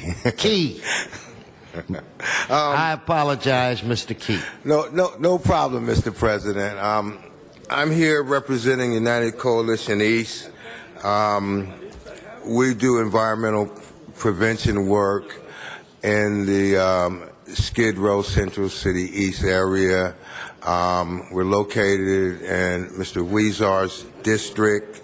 I've got our file here, and this case dates back to 1999. That means we've had 3 separate representatives, Mr. Pacheco, Mr. Villaraigosa, and Mr. Weezar. And looking at this file, consistently, you see over and over and over and over again non-compliance on behalf of the management and the ownership of the Travelers Hotel. I recently rode by there, and since Mr. Weezar's motion, I haven't seen anything, but mine is an informal street investigation. It's pretty clear that this problem, ownership, needs to be changed, needs to comply with the corrective conditions. The only caveat that I would add, or cautionary note, would be that we don't want to see housing loss. So hopefully this housing of last resort in some form can be retained by owners who will be in compliance. Thank you all. Mr. Key, my mind was saying Key. My mouth was saying K. Okay. And before Stella, but if you come forward, members, this is a fair hearing. You must sit in your seats and pay attention. Estella Lopez, followed by, was it Frank? Okay. Good morning. Good morning, Mr. Wesson. Good morning, council members. I'm Estella Lopez, representing the Central City East Association and the Industrial District BID. This hotel is a known center of prostitution activity in Skid Row. There are a lot of things going wrong in Skid Row right now, but this is one opportunity you're going to have to make things right. We're not asking this hotel to do anything that other hotels in the area aren't doing.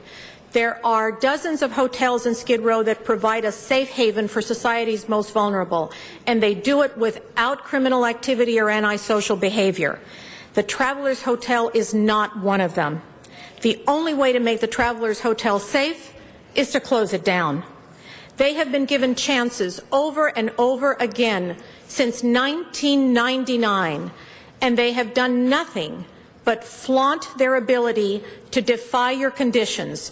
They have appealed, and sued, and you've given them chance after chance after chance.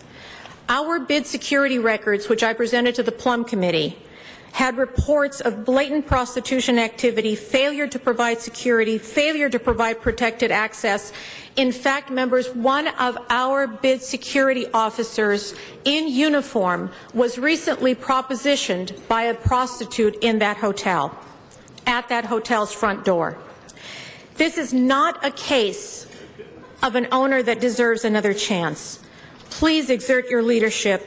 Protect the families and the workers in Skid Row. Close the Travelers Hotel. Thank you. Thank you.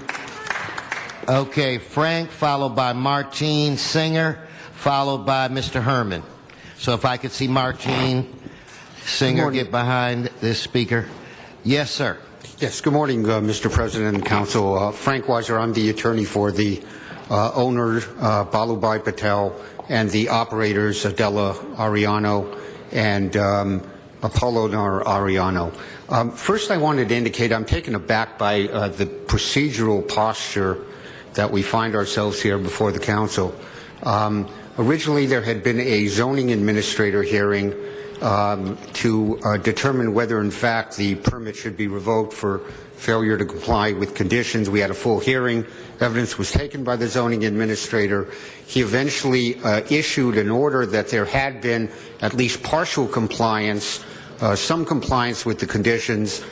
We disagreed with that, but he found that there was not enough evidence to justify revocation. We appealed principally on two conditions: the issue of a 24-hour security guard actually staying at the property. There is a 24-hour security service. And the issue of whether, in fact, tenants had to drop off their keys, they were long-standing tenants, and whether, in fact, they had to register, whether there would have to be any video fingerprinting if they wouldn't allow registration, which he objected on Fourth Amendment grounds. We came to the Plum Committee hearing on our appeal. No one from the city appealed the zoning administrator decision. No one from the public appealed the zoning administrator decision. We came on our appeal, and we found, without any prior notice or opportunity to be heard, that the Councilman Weezar was making a motion to have the permit revoked. The tenants were never notified, and that raises a question procedurally and jurisdictionally whether this council can even consider the Plum Committee's recommendation to revoke the permit. The case law is clear. First of all, as to the tenants, Green versus Lindsay. Thank you. Martine Singer, followed by Mr. Herman. Good morning. I'm Martine Singer. I'm the president and CEO of Para los Niños. Council members Labange and Garcetti may remember me as the executive director at Holly Grove. Para los Niños has been operating a child care center and preschool on 6th between Ceres and Gladys, right across from the Travelers Hotel for every year in which the hotel has been existent, since '99.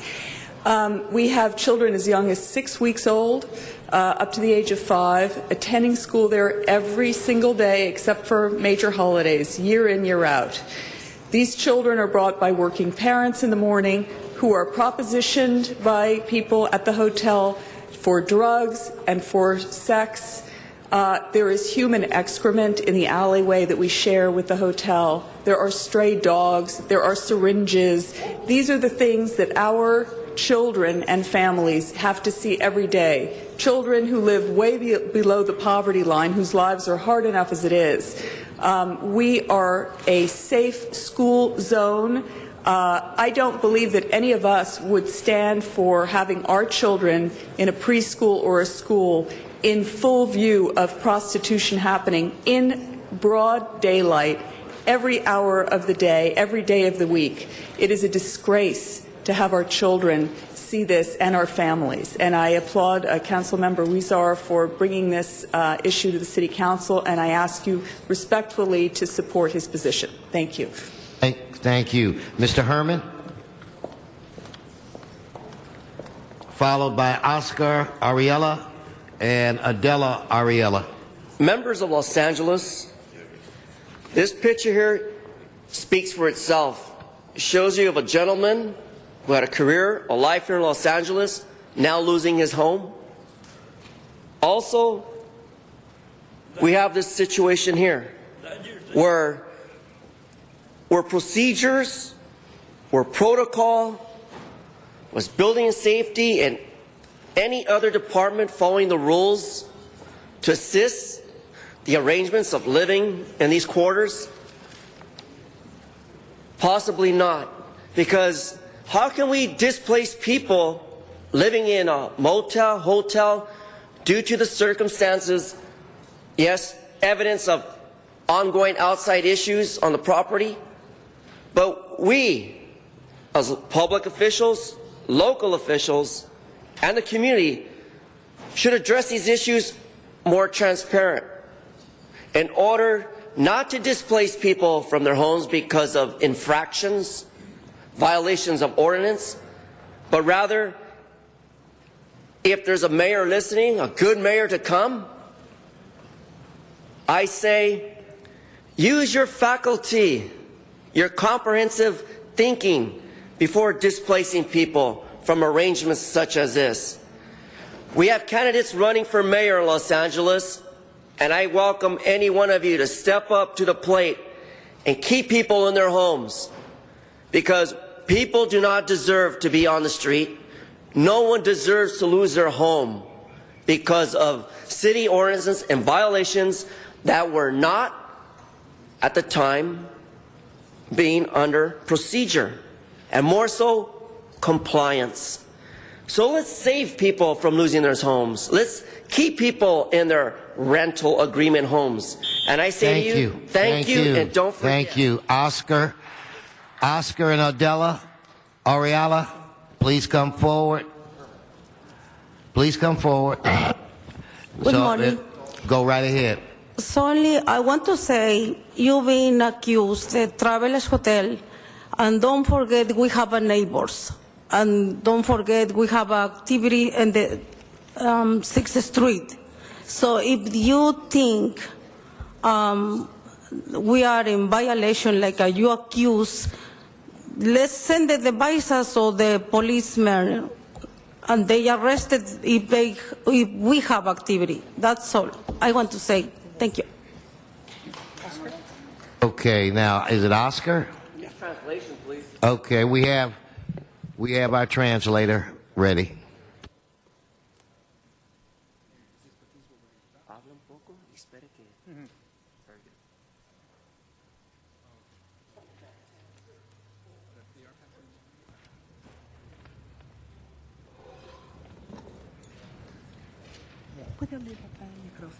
Go right ahead. Good morning.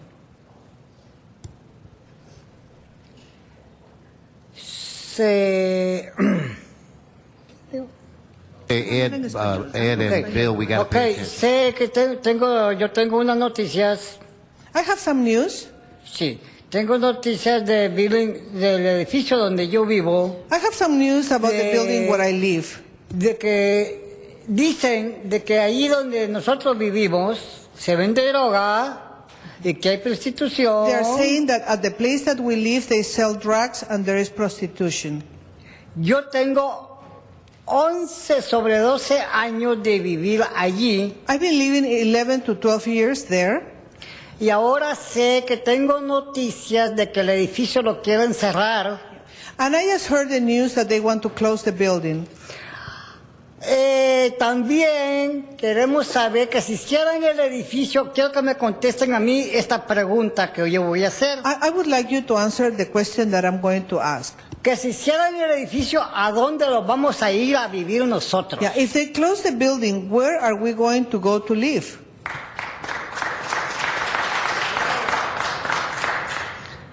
Porque sé que de los años que yo tengo de vivir allí, es mucho dinero que yo he pagado. I know that during all the years that I lived there, I have paid a lot of money. Si la ciudad llega a desocupar ese edificio, ella tendrá que ver por nosotros. Yeah, if the city is going to close the building, they will have to look for us or after us. Sabemos que los chismes de unos, yo tengo las fotos de unos chihuahuas que tengo en mi casa. Yeah, I know about the gossip around, and I have pictures of chihuahuas that I have at home. Como acusan el hotel de que hay excremento de perros grandes, y eso es pura mentira. Yeah, they're accusing the hotel about the excrement of large dogs, but that's not true. Porque tenemos un edificio atrás que sí tiene perros grandes Dobermans. Yeah, there is a building in the back that they do have large dogs. They are Dobermans. Y también sabemos que si la ciudad pide ese edificio, hay mucha gente que vive ahí que come de la misión porque es muy poco lo que gana, más que gana $25 o $30 al día. And if they go to see the building, there is a lot of people that they go to eat at the mission because they don't make much money. They just earn like $20, $30 a day.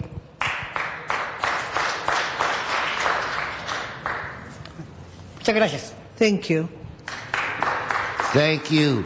Nancy Jimenez, followed by Wayne Spindler. I'm here on the behalf of the Travelers Inn.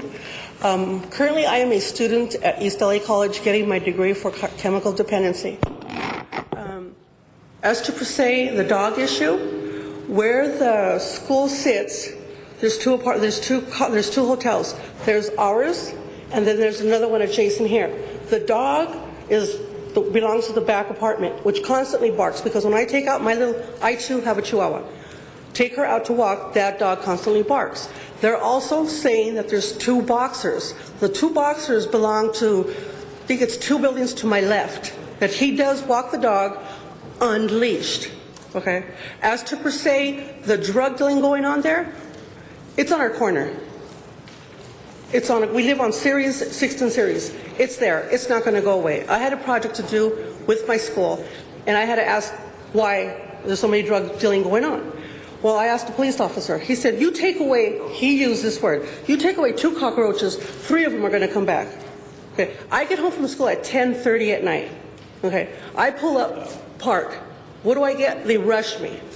It's not our facility. It's our community that we live in. It's Skid Row. There's homeless, and it's just there. Like the police said, we can't take it away because we try to take it away. It comes back, which is true. It does. No, where our apartment, it's my apartment, where the hotel is, it's not very wide. It's always clean. The manager always has security there. I go out, it's clean. There's no waste, there's no nothing. I don't see where they come across saying that there's drug needles, drug paraphernalia thrown around. There is not. It's a clean apartment, a hotel. And I just think the allegations are false. I really do. I really do. The allegations are totally false. We had TV come over. Thank you. Thank you. Mr. Spindler? First of all, a shout out to all the dogs. You know, a lot of dogs have been slandered. They're the best, better than a lot of people. Now, getting to this is an interesting issue. I'm really moved by the people inside the hotel testifying. I mean, when I first read this, I'm looking at Wheezy moving on up Weezar, and I'm like, he's learning. But maybe this isn't such a good idea to shut this thing down like this. I think you're going to see a lot of people displaced. I don't think they have anywhere to go. I think they're screwed. I think if these people lose these rooms, they're going to be out in the street. That's the way I see it. So if the city is going to shut this down, you're going to need to provide money and immediate monetary assistance to everybody living in the hotel, legally paying their monthly bill. Secondly, why isn't this owner of this hotel putting up a bond to cover any potential violations? There's an economic formula that you could use to do this. One of the speakers keeps saying he has an economic formula. Well, the economic formula is money, because money walks, and what comes out of the dogs walks and doesn't talk. That's the thing. And shutting down a facility without a hearing is unconstitutional. And there was this little lawyer dude up here, and he's not a very good speaker, but he looks like a pretty smart attorney, and I think he's going to sue the city if there was a violation of due process, because these kind of attorneys are kind of sneaky. They're not very good public speakers, but they're mean in court, man. They're the big junkyard dogs in court. So what I would do is, the first thing you need to do as a city, protect these tenants. Protect the tenants. Thank you. All right, thank you. That concludes public comment. We'll go to Mr. Weezar at this time. Thank you, Mr. President. And colleagues, this item came before us in Plum, where our planning department is recommending another year for them to comply with their conditions. As I reviewed the record, it's been 13 years that they have not complied with their conditions. So I asked, what's another year? They have failed to file a plan approval each year with the city. That is one of the most basic, easiest things we could ask anybody to file when they are conditioned when we ask them to operate in the city. They have failed to meet the requirement that they meet with the LAPD to see how they are doing with some of the problems around the hotel. They have failed to do simple things like maintain a security guard on the premises as required in their conditions. They have failed to do the smallest things like enforcing key deposit by tenants as they leave the building or take a fingerprint when no photo ID is presented. I've been on Plum now for 6 years, and I was appalled to see that we have allowed this building, this operation, to be maintained in the city of Los Angeles for so long while they thumbed their nose at us and the conditions we have imposed on them. I was appalled to see that we had left people live in these conditions with all the problems and over 100 police cars to this area without us doing anything to protect the tenants. We should not allow this in the city of Los Angeles anywhere. Whether it's in Skid Row or anywhere else in the city of Los Angeles, these types of conditions were not allowed to be present anywhere in the city. Not only that, I'm appalled at this attorney coming up telling us that they don't have to comply with these conditions. Well, sir, if you don't have to comply with these conditions, you do not have to operate. It's as simple as that. And finally, let me say this. We met at the Plum Committee. I saw the conditions. I saw what was happening. I asked our city attorney and our planning department to go back to see if, in fact, because they were appealing their conditions, I asked if, in fact, we could move forward and revoke them. Because believe me, I've seen other revocations where they had less problems than this. So the city attorney came back, the planning department came back the following week and said, yes, under our procedures, we could revoke their right to operate. So I made that motion at that committee. And then I read in a KPCC report that the attorney and the property owner both say the action is politically motivated. The city, they say, wants a different owner in that building, whether it's a developer, the adjusting preschool, or a nonprofit provider. Weiser says his clients plan on filing suit. Well, let me be very clear with you. There's nothing politically motivated about this. We saw this randomly looking at everything that comes to Plum, but when you fail for 13 years to follow any of the conditions, even the most simplest, this is what will happen to you or anybody else who continues to provide for these types of conditions for anyone. And we heard some testimony today about tenants who are concerned, and under our relocation rules, these tenants will be eligible for relocation fees paid by the owner.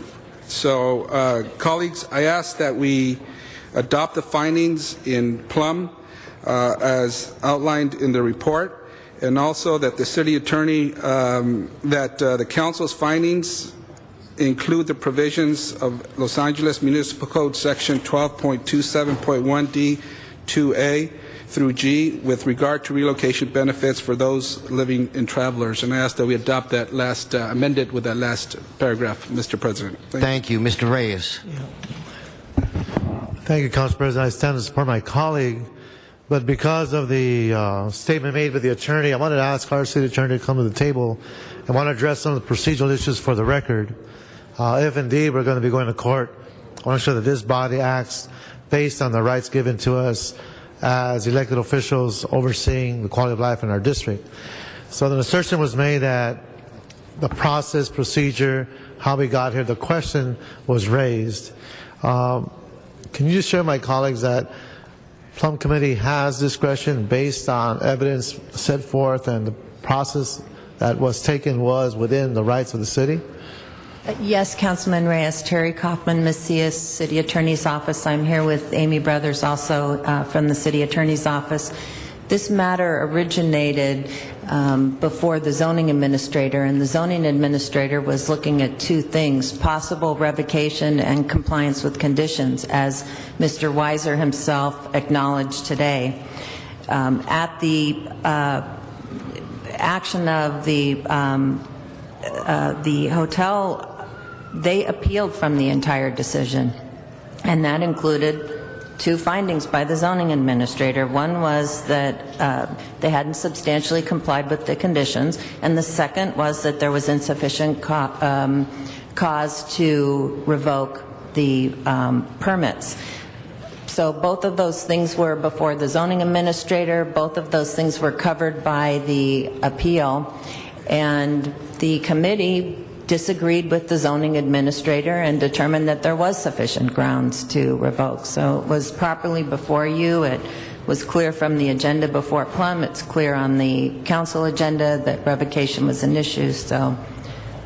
And just for the record, when the appellant is asked to speak before the committee, they're given ample time. In no way in time that I deny the speaker the right to present his case. The appellant got more than 2 minutes. He was able to make his statement, and again, given the opportunity to express his concerns. So he was given ample opportunity to provide evidence and make his case. And obviously, we were not in agreement for all the obvious reasons that have been stated by Councilman Huizar, and he took the action that was necessary. So I want to thank the staff for their presentation and their work.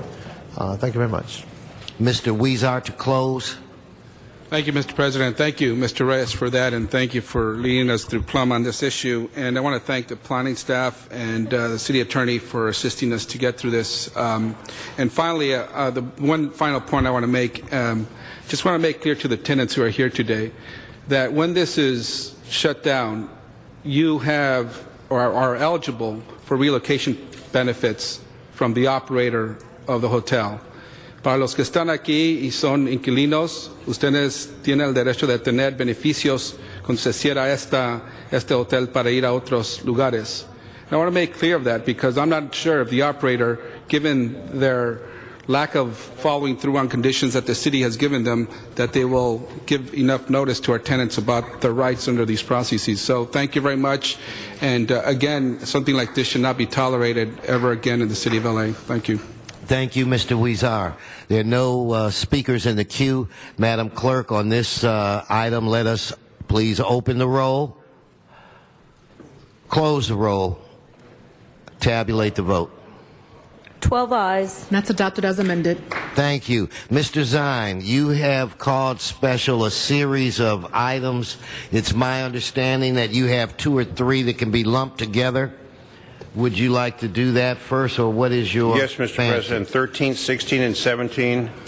And giving 3 minutes, 9, about 20 minutes we should be done. Maybe 15. Okay. Maybe 5. Just vote yes and we're done. Well, this is the last. Well, Boy, that was a riveting speech. Thank you very much. Riveting. Thank you. If I can get the folks that are here on these items 13, 16, and we do have an amendment, actually a motion coming in on 17. This deals with our controller's audit. The controller's office, controllers represented here. They are. This deals with the fuel that the City of Los Angeles purchases and uses for our fleet of vehicles. We have a lot of fuel, a lot of vehicles, $29 million in fuel purchases, 14 million gallons of fuel, diesel, etc., used a year. So we're talking about a major expenditure of dollars, $29 million.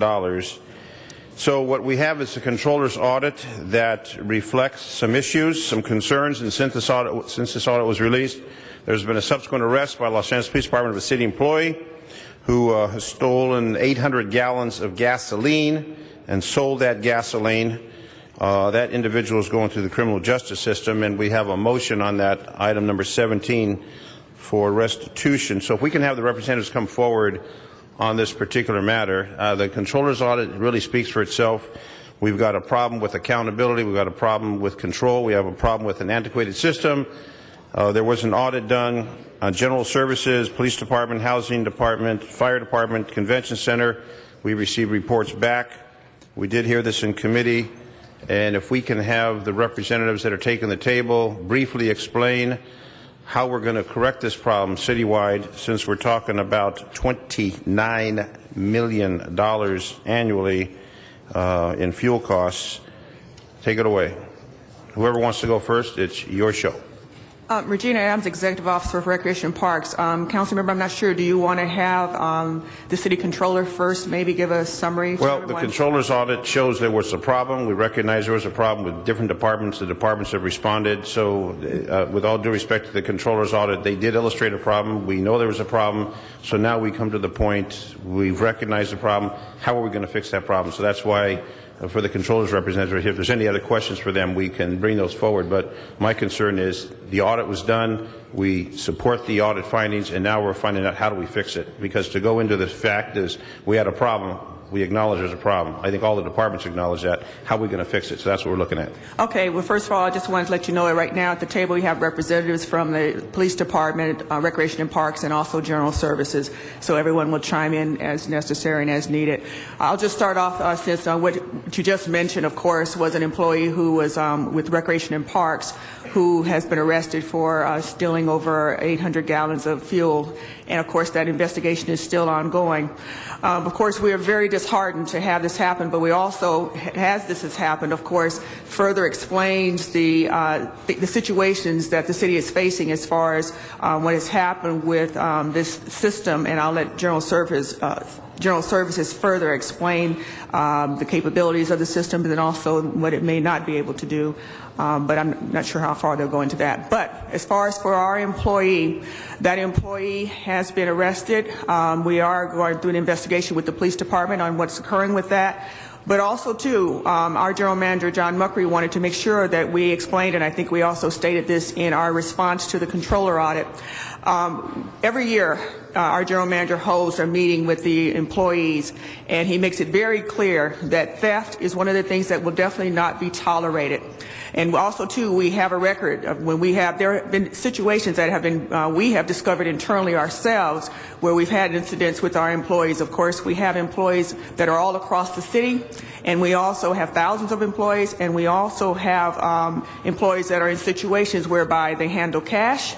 They also work with children and so forth. And of course, for this situation, again, we're very sorry that it has occurred. But however, we will deal with this employee as in the process as we should. One of the things, again, we have been very diligent when we do have situations come to our attention. We're very diligent about going through the process and making sure that we handle it in the situation. So if it calls for the termination of the employee, then we go before the Civil Service Commission and we fight very hard to make that happen, along with working with the police department and so forth, so that we do not in any way hamper the due process or any rights that the employee has. But we also make sure that we are very diligent to the public and we take it very seriously about our responsibilities as civil servants and to the city of Los Angeles. We also wanted to make sure that everyone understands that when we come across a situation, of course, we also use it as a learning experience. We were aware that there were some situations out there that we had been addressing, and of course we're working on further addressing those situations even as we're learning more from what has occurred in this current situation. We have been working with the Department of General Services with this system, and of course with the controller audit, we were aware that there were situations that needed to be addressed and corrected, and that is what we're doing, and we're trying to pursue that. We're not going to go into a lot of detail as to some of the things that we're trying to do at this point in time, because we don't want to publicly state some of the things that we know are issues. However, we are working very seriously on trying to address those within the limitations of things that we know the system can and can't do. And also, too, we're making it very clear as I'm speaking right now, we're holding a meeting with our supervisors, letting them know, again, reiterating what they can and can't do and how they should be using their gas cards and their other cards, fuel system cards, and what is appropriate and not appropriate for how they can use those. One of the issues is accountability with the general manager, with the supervisors, to make sure that we have a system that works, that they're not cheating. And how someone gets away with stealing 800 gallons of gasoline from city facilities, I don't know, all that investigation has taken place, but I commend the police department for doing that, but the fact is they did it. And if it was happened one time, how many other times did it happen that individual wasn't caught? I don't want to think any other times, but reality says if it happened once, it may have happened additional times. Let's go to General Services. The system that we have in place to monitor the technology, how far behind the curve are we, and what do we need to do to bring this up so we can have almost a fail-safe system? Renee V. Augustine with General Services. I would be remiss to to not mention that the system is 11 years old. It handles about 1 million transactions a year. There have been some difficulties associated with upkeep of the equipment because of its age, but again, the system has been fairly accurate in monitoring, or excuse me, accounting for that fuel. GSD provides the resources for the departments to monitor their fuel usage. These resources are available to help identify unusual fueling activities taking place at the facilities and for the vehicles. Now, updating the equipment, updating the technology, what do we need to do to have that happen? It will take basically looking at the system and what it's needed to upgrade, or looking at other vendors that are out there that provide a similar system to basically in whole part replace the system. Okay, well, maybe that's something that we can pursue. I know the money is tight, but if we can save money on one end, maybe we can apply it on the other end on the technology. Angela, do you have anything? Angela Sherrick, Bright, Department of General Services. Based on the motion that you made, council member, in committee, we have actually started interviewing other vendors that provide this same system. Okay. So we've interviewed one, and we have about 3 others that we're going to be looking at. And based on your motion, we'll be coming back and reporting on what we find and what we think it might cost to upgrade the system. Okay, and the other representatives here, police department? Don't fight over that microphone. Good morning, Council. Rhonda Sims-Lewis, LAPD. LAPD is in complete support of the recommendations of the audit. We do want to inform the council that we do have an internal system that we're using already as a fuel management system that allows us to download some of the information that the citywide system provides, and we're able to monitor that information as far as fuel transactions are concerned.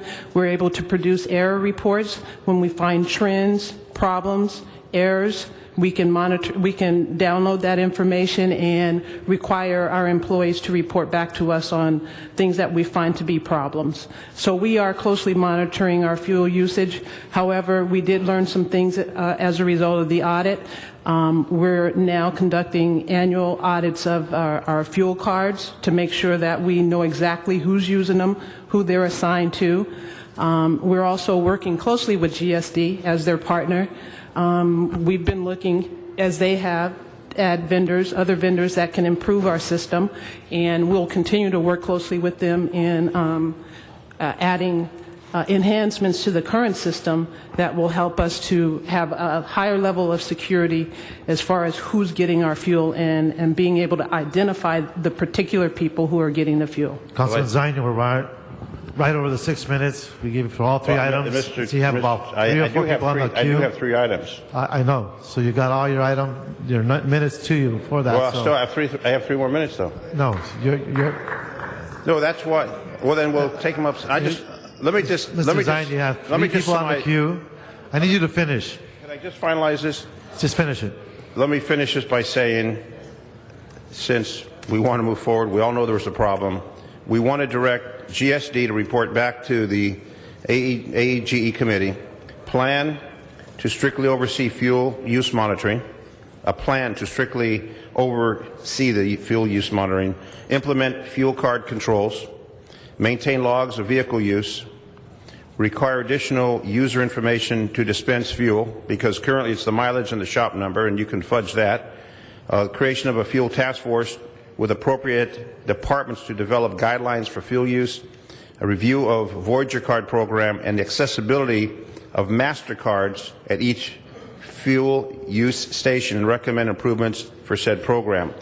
Those are what actions we'd like to come back to the committee. Obviously, we got a problem. We want to correct it. And in addition, we do have on number 17 a motion regarding the fuel usage situation. And Mr. Labange, we've included that motion that we put a tag on the vehicles about idling. One of the issues that we have is that cars will excessive idle for a long period of time. We need to caution the employees when you keep that car idling for excessive period of time, Councilor Zine, burn up fuel. that's it. With that, Okay, thank Mr. Chair, I have concluded. Thank you so much. We have our next. All right.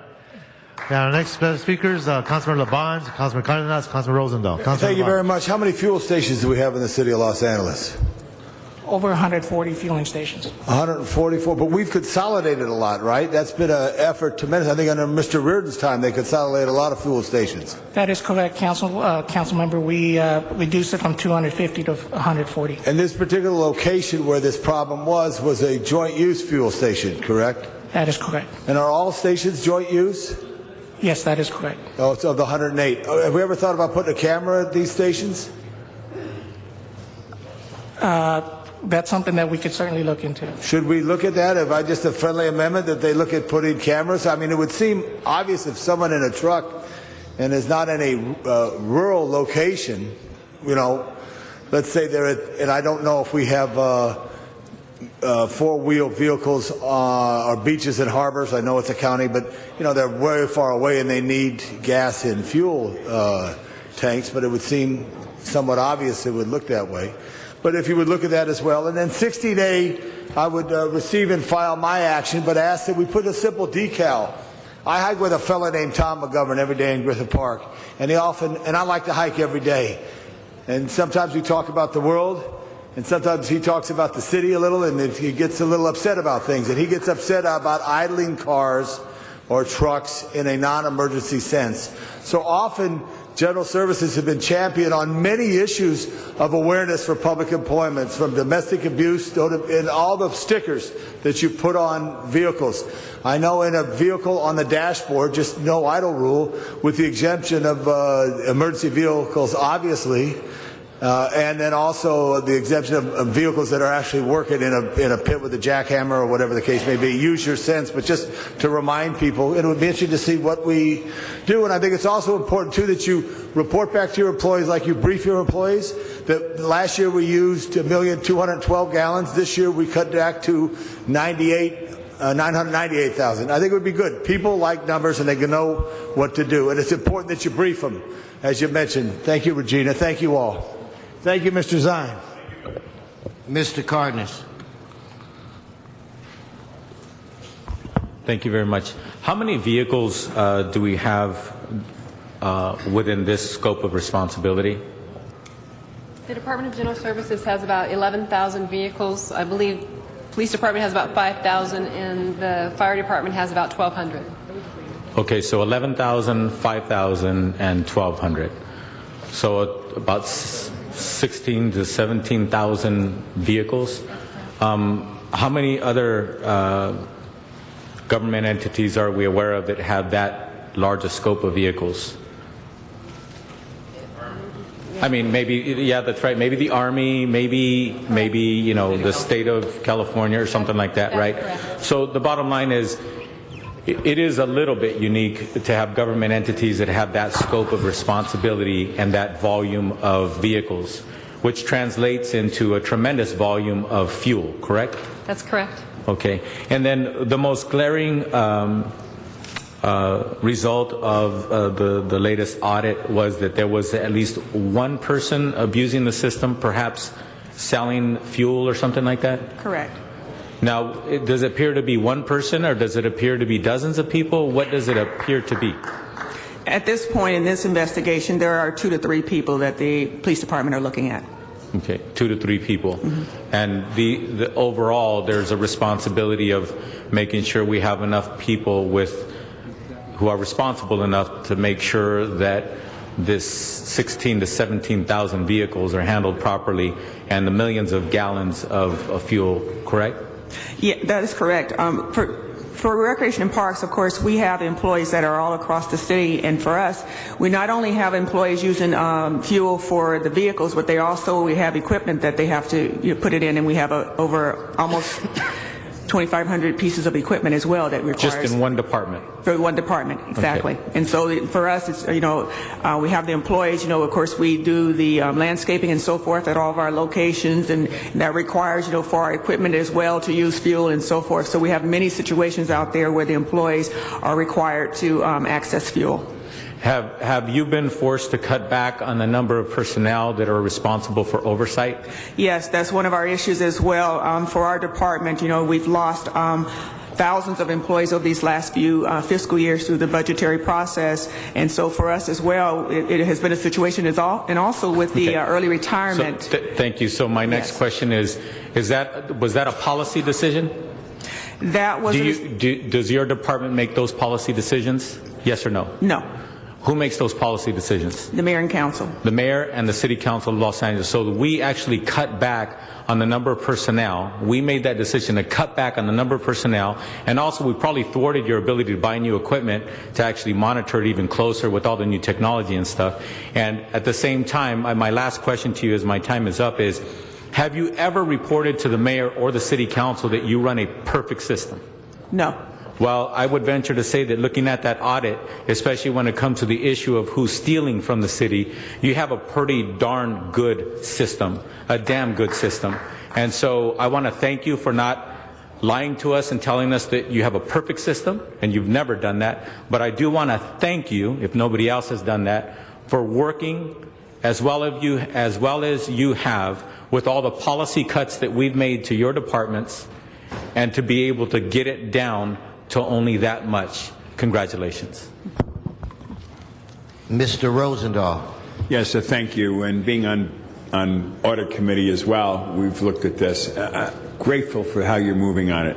I want to ask Mr. Zine a question, if I could, Mr. President. The question is restitution, going after these people, restoring it. What strategy do you have in mind? We've already filed an action on restitution on the employee that stole, and if there's additional employees, we'll go after restitution, as we've done in other cases where they steal. We find out restitution. If they're city employees, they've got pension benefits, et cetera, and we will get that money back, as we've done in other situations. Thank you for that. 141 locations or 144, does that include police stations and their pumps as well? That is correct, Councilmember. So everybody has access to wherever that is part of that 141, 144. Yes, that was part of the consolidation. And the 800 gallons that we seem to have come up with, how did we find that out? That's in the investigation that the police department is doing.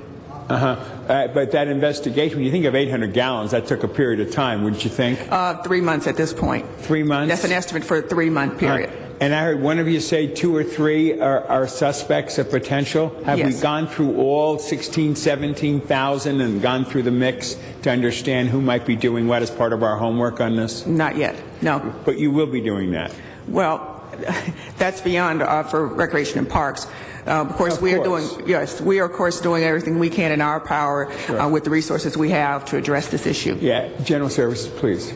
What General Services has done is basically provide the report center to all the departments to actually review all the transactions that happen within departments. So a department can look at a specific fuel site, or they can look at a specific vehicle. They can even look at the time that fuel was pumped to determine whether or not there are aberrations. So that that system has been provided to the departments. In addition to that, we also look, General Services actually runs reports that we send to the departments for them to review, and then we also look at random transactions. General Services does to see if we can just see anything and pull it out. And in those cases, we do notify the Department of concerns or problems. Excellent.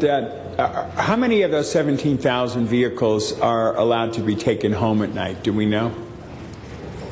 Those vehicles are, for the most part, those are not home garage vehicles. We do have some home garage vehicles that use city fuel sites, but this particular audit didn't cover those home garage vehicles. I'd like to know that answer too, if we could work on that, how many people take it home and what that whole relationship is to it. And last question is, there are 4 groups that have been meeting. Are we going to get every department now to consolidate into these discussions so we're clear?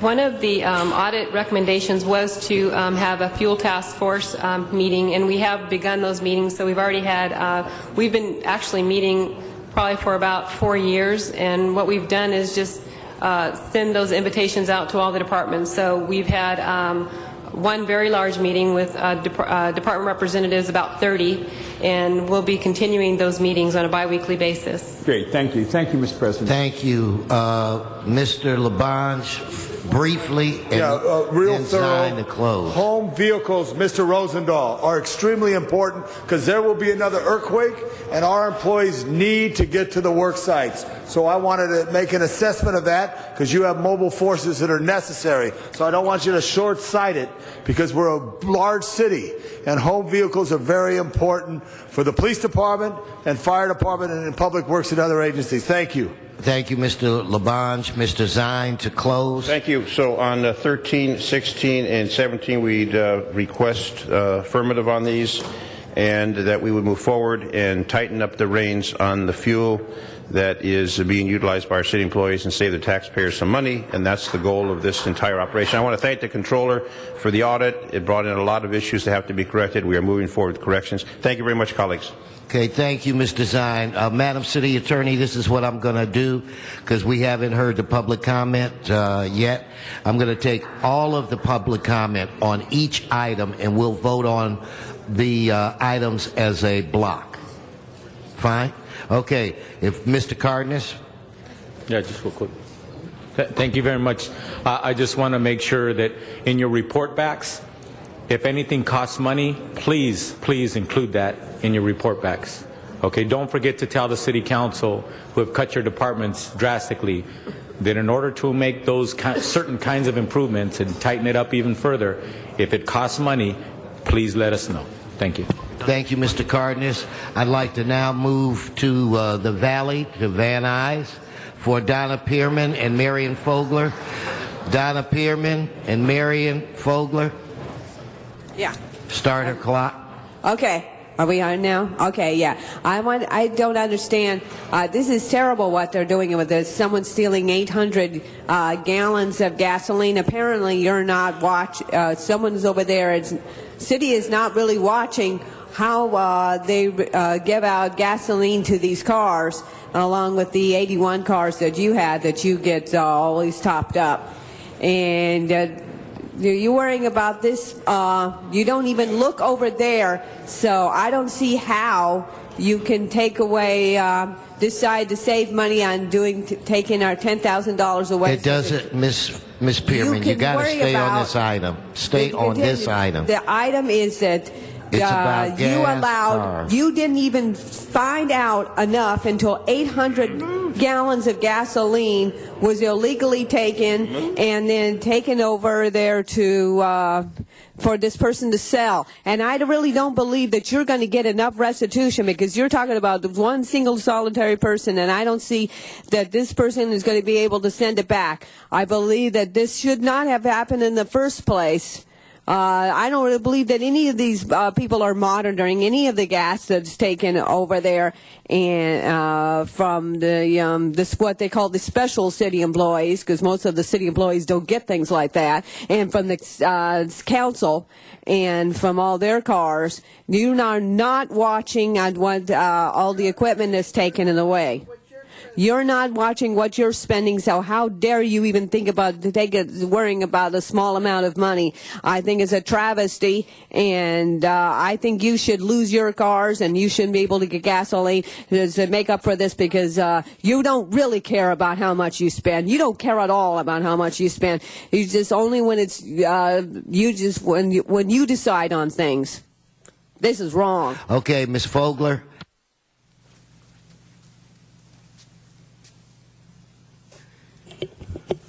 I just called my attorney. I'm going to do something about this. And you cannot shut off video conferencing here so that I can speak on this matter. You have no right to tell me I can't get access to speak on these matters here. None whatsoever. Stick to the item. I have a right to speak on this matter. You stole 800 gallons. As far as I'm concerned, you're responsible for this theft. And you all should be fired. All of you. Because you don't keep accountability of your expenditures here, how much it costed you to just talk about this for the last half hour already. Since you're so worried about $10,000 a year you're taking from Van Nuys City Council. Let's stay on this item. Van Nuys video conference. That's what you This want to item do. has You nothing want to cut do- me off, Mr. Herb Wessler? Stop, hold her time, Ms. Fogler. I love it when you come and you speak, and I mean that genuinely. But this is about item 17. It is not about video conferencing to the Valley. So please stick to item 17. Now give her time and start it up again. Go on. Well, Ms. then Vogler. how can you make it more accessible for me here if you're going to cut this But off? come on, Ms. Vogler. I want to be able to speak on this You thing, have to okay? speak on this You're going to cut item. me off, and I'm not going to... All right, since you're not speaking on this item, Ms. Vogler, I'm going to have to end. Now, do you want to continue on this item, item 16? Okay, I'll speak on this. The 81 cars you have, you want to stop the theft of gasoline, don't do it for yourselves. Then don't do it for anybody. Nobody should be getting free gas in the city here. That's the bottom line. If you want to cut down your expenditures here, you need to stop doing this for yourselves. You need to start paying for your own gas, for your own cars. That's the only way, because this guy and other people will abuse it. No matter what you do, there's always going to be a problem coming up like this because you people just don't watch your own backyard. And that's just a fact. You're just allowing yourselves to just be naive into thinking that people are going to obey the law. When you're not even obeying the law yourselves. You think you're above the law. So you understand what I'm saying? You got to understand. I feel like I'm talking to a wall now. Nobody wants to listen to what I'm saying here. Everybody gone deaf here? I think I hit the chord. Thank you. Okay, just for the record, those were the two cards on item 17. Now we're doing the cards on item 16. Mr. Herman, followed by Mr. Spindler. Mr. Herman, they inform me you have 1 minute. So by the time you get up here, your minute will be gone. Come on, let's go. Hop, hop. I'm an old man. I can't be running up there. And you're not an old man. Go on, Mr. Herman. Isn't it a shame at a time like this when we exhaust the resources by illegally stealing from the city of Los Angeles? There should be more done to scrutinize the people, the perpetrators, and those who are under these allegations to be not just fired, but pay back every dime of gas you've taken from us. 145 gas stations, 11,000 personal vehicles that the city issues out, that's a joke. There needs to be better accountability and records to indicate how and when city employees are abusively taking advantage of the city credit card of us, the taxpayers. So I save you these 9 or 8 seconds to think about it, because you're not going to walk away saying, oh, we got the best of you, LA. No, you have not. Thank you. Thank you. Mr. Spindler. It's almost laughable to think about a guy taking 5-gallon gas cans and putting all the little gas in each of the gas cans. It's hysterical, actually. It really is. It just shows you how low that the city workforce and the city has fallen, to the point where petty thieves and chicanery like this take place on such a wide scale. About a month ago, I was down at 6th and Olive. A fire truck pulls up and an ambulance pulls up. They both stop, they get out, got their lights on, and they idled the cars for 2 hours while they sat there and talked to each other having a cup of coffee. Then we've got these take-home cars. Now we got one city councilman I will not name has got a blue city car. He's got another one that's an SUV, and then he got a private car that might use a lot of gas. And so the question we have is why don't we take one city councilman as an experiment and do an audit and find out how much gas they're using? And Ron Kay did a FOIA, Freedom of Information Act request, and found out of the 15 sitting city councilmen who uses the most gas and the least gas. The frugal one, Paul Krikorian. The gas pig, the one making the motion, Mr. Zine, the future controller. So, now, why the hell are people making almost $200,000 a year and you got to have free cars and gas? Stop that already. The first thing you should do with this, outlaw all take-home cars for all the councilmen and all the council districts. Step forward and be a leader. Otherwise, Stop going after the little petty criminal. Feel sorry for him. I mean, he's just a little guy with little 5-gallon gas cans. Let him party. Come on. Don't go anywhere, Mr. Spindler. Okay, that concludes. Mr. Spindler, please don't go anywhere. You're on item 13 as well. And now we're going to do item 13, and that's... No, he has 1 minute left, and it's item 13. 13. Okay. Well, I should have like 3 more minutes, but let's keep it to 1 minute. No, you don't. Yeah, well, I should. Okay. Now, we had all of these wonderful people that were sitting here making hundreds of thousands of dollars each.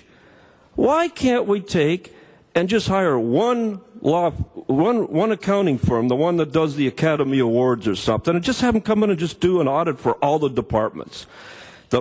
The reason that you have the problem you have is that everything is segregated and resegregated and subsegregated, and by the time you get done, you don't know what the hell's going on in the city.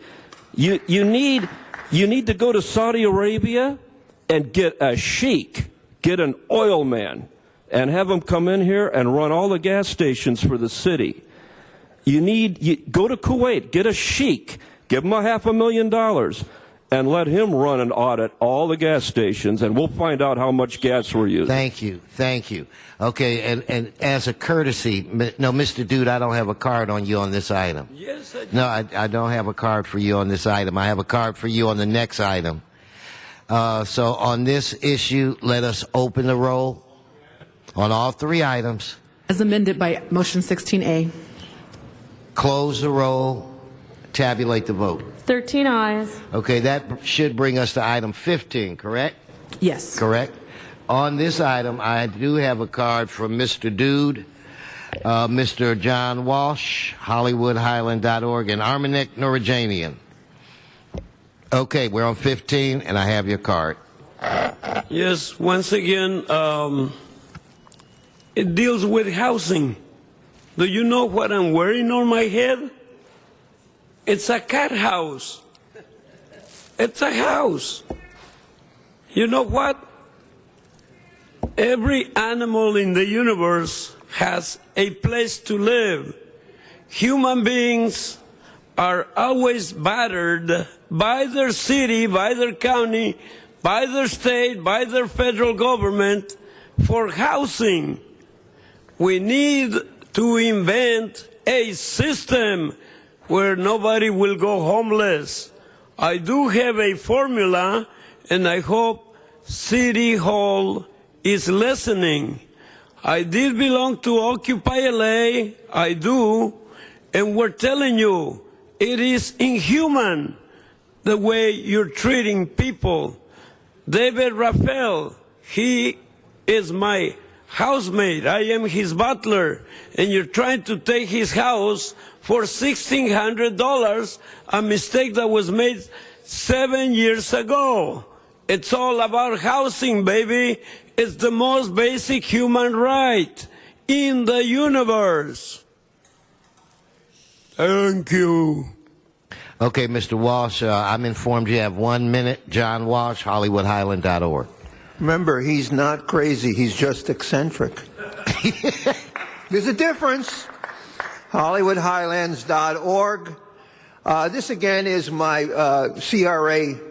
I'm here about the CRA. Remember the first time I've told you I visited the CRA was in 1971, and I said, I will destroy this agency. And I was psychotic up until about 3 months ago when I was involved. Ask Chris Norby, Assemblyman Chris Norby, who was most responsible in Southern California for destroying the CRA.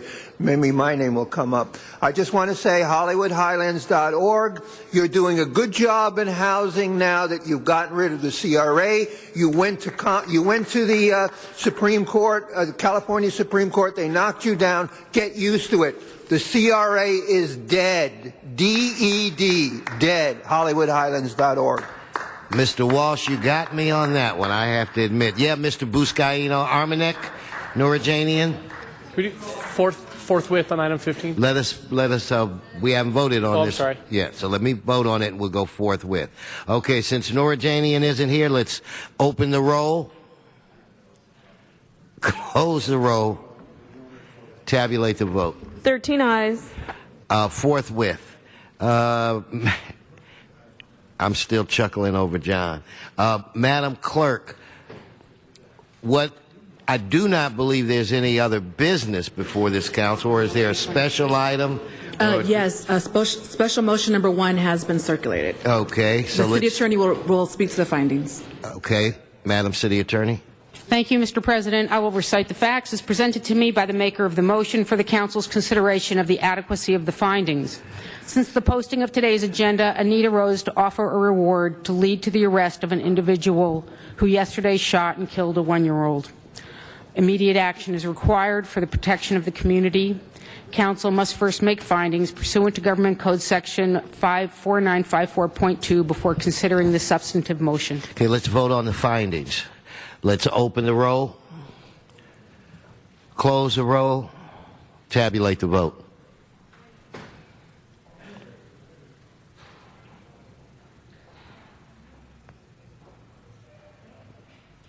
Do we need to do it again? 13 ayes. Okay, so now on the substance of the issue, Mr. Buscaino. Thank you, Mr. President. Colleagues, very tragic incident occurred last night in Watts. Approximately 7:48 p.m., a 1-year-old baby Angel Cortez was being held by his father, Mauro Cortez, age 21, who was standing in front of the residence in Watts. A male on the bicycle rode up to them, pointed a handgun, and fired several gunshots.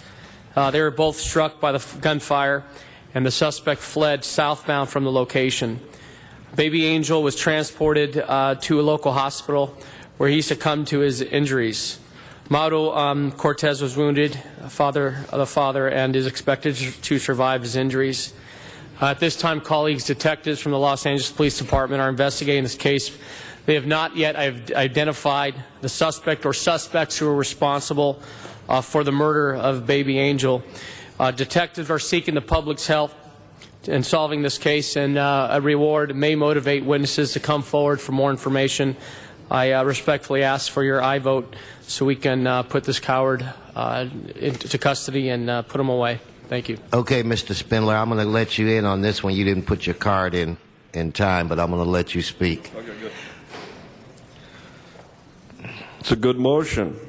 Problem is, you keep using special motions repeatedly and repeatedly for things that a special motion has to be an exigent circumstance that requires immediate action. There's no reason why you can't agendize this on a regular agenda calendar. And time again, I've seen this special motion procedure used for so many different things that no one really has a rule anymore. And the city attorney doesn't make a finding that it meets this requirement first. So this money goes out, and you just keep giving money for anything. So you have to agendize these things so people can look at it and have an opportunity to comment. I mean, the item itself that involves the sustenance of somebody being shot, of course, is a very noble thing to address. But waiting another day and posting it for public scrutiny first is not going to bring the person back alive. It's not going to change anything. So the city attorney, Carmen Tutanich, and his staff are not evaluating first and ruling on the legality under the charter of using a special motion for things like this. This is not something that's appropriate for a special motion. The city's not going to go broke. A contract is not going to expire, and irreparable harm to the city and the city's ability to function is not going to be present by something like this. And you keep doing this, and then you keep sliding in anything that somebody wants at the end. So please, in the name of Richard Riordan, in the name of the man who this council chamber is named at, stop using this procedure for anything and start using it for what it was meant for. Thank you. Mr. Spindler, you must really enjoy hearing yourself speak. A 1-year-old child was killed last night. Anyway, your time is done. Mr. Englander, you could have found a more appropriate time to make that statement. You just want to go home and watch yourself on television. Go on, Mr. Englander. Talk back. I'll throw you out. Okay? Just say one word. A 1-year-old lost their life last night. Mr. Englander, go on. Sorry, members. I'm waiting for the challenge, and I echo that. Let me just say I'm sick, and that's why I just pushed the button that he would even suggest for a second that this isn't appropriate. A baby lost their life. Parents are now grieving. LAPD has asked for immediate help because they've got a lead, and they need to shake the tree to get the leaves to fall, and they can go after this guy that did this, or these people that did this. And I'm just sitting here listening to this guy saying that it's not appropriate. If any time this was appropriate to ever do a special motion on an immediate urgency, it's now. That's what it's for.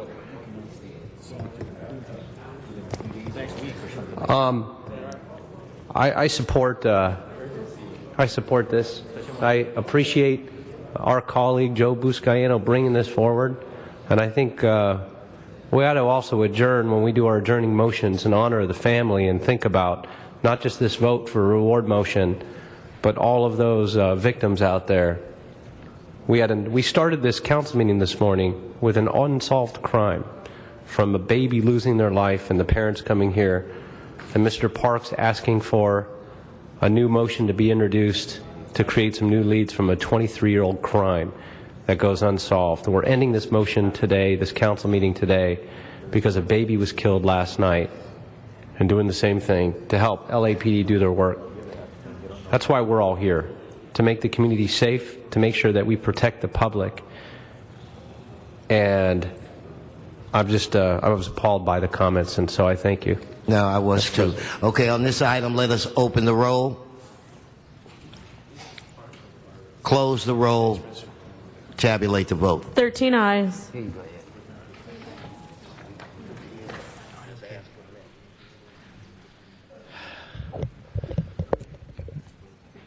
Madam Clerk, what's next? Council has motions for posting and referral. Any motion for post and referral? The desk is clear. Okay, colleagues, any announcements? Seeing none, Councilor LaBange. Members, and I echo those comments, all the tragedies that affect families.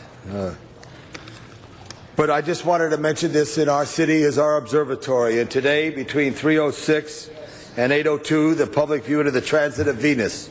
Every so often there occurs where the transit of Venus crosses in front of, directly between the Earth and the Sun.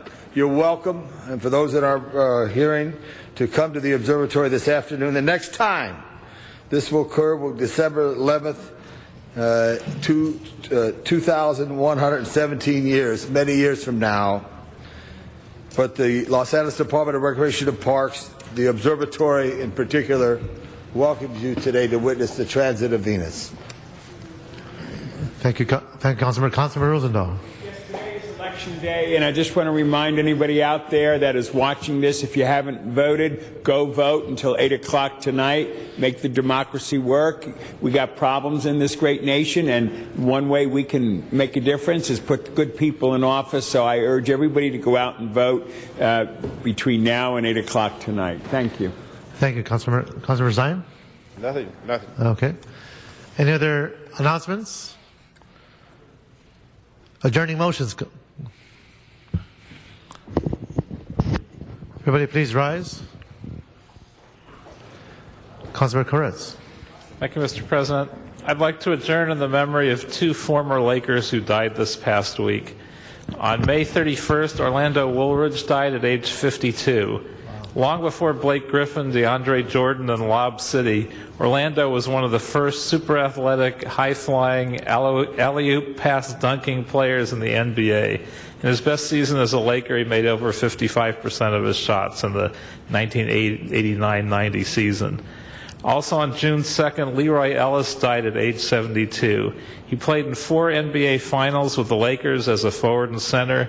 He was the backup center to Wilt Chamberlain in the 1971-72 season, in which the Lakers won 33 games in a row and the NBA championship.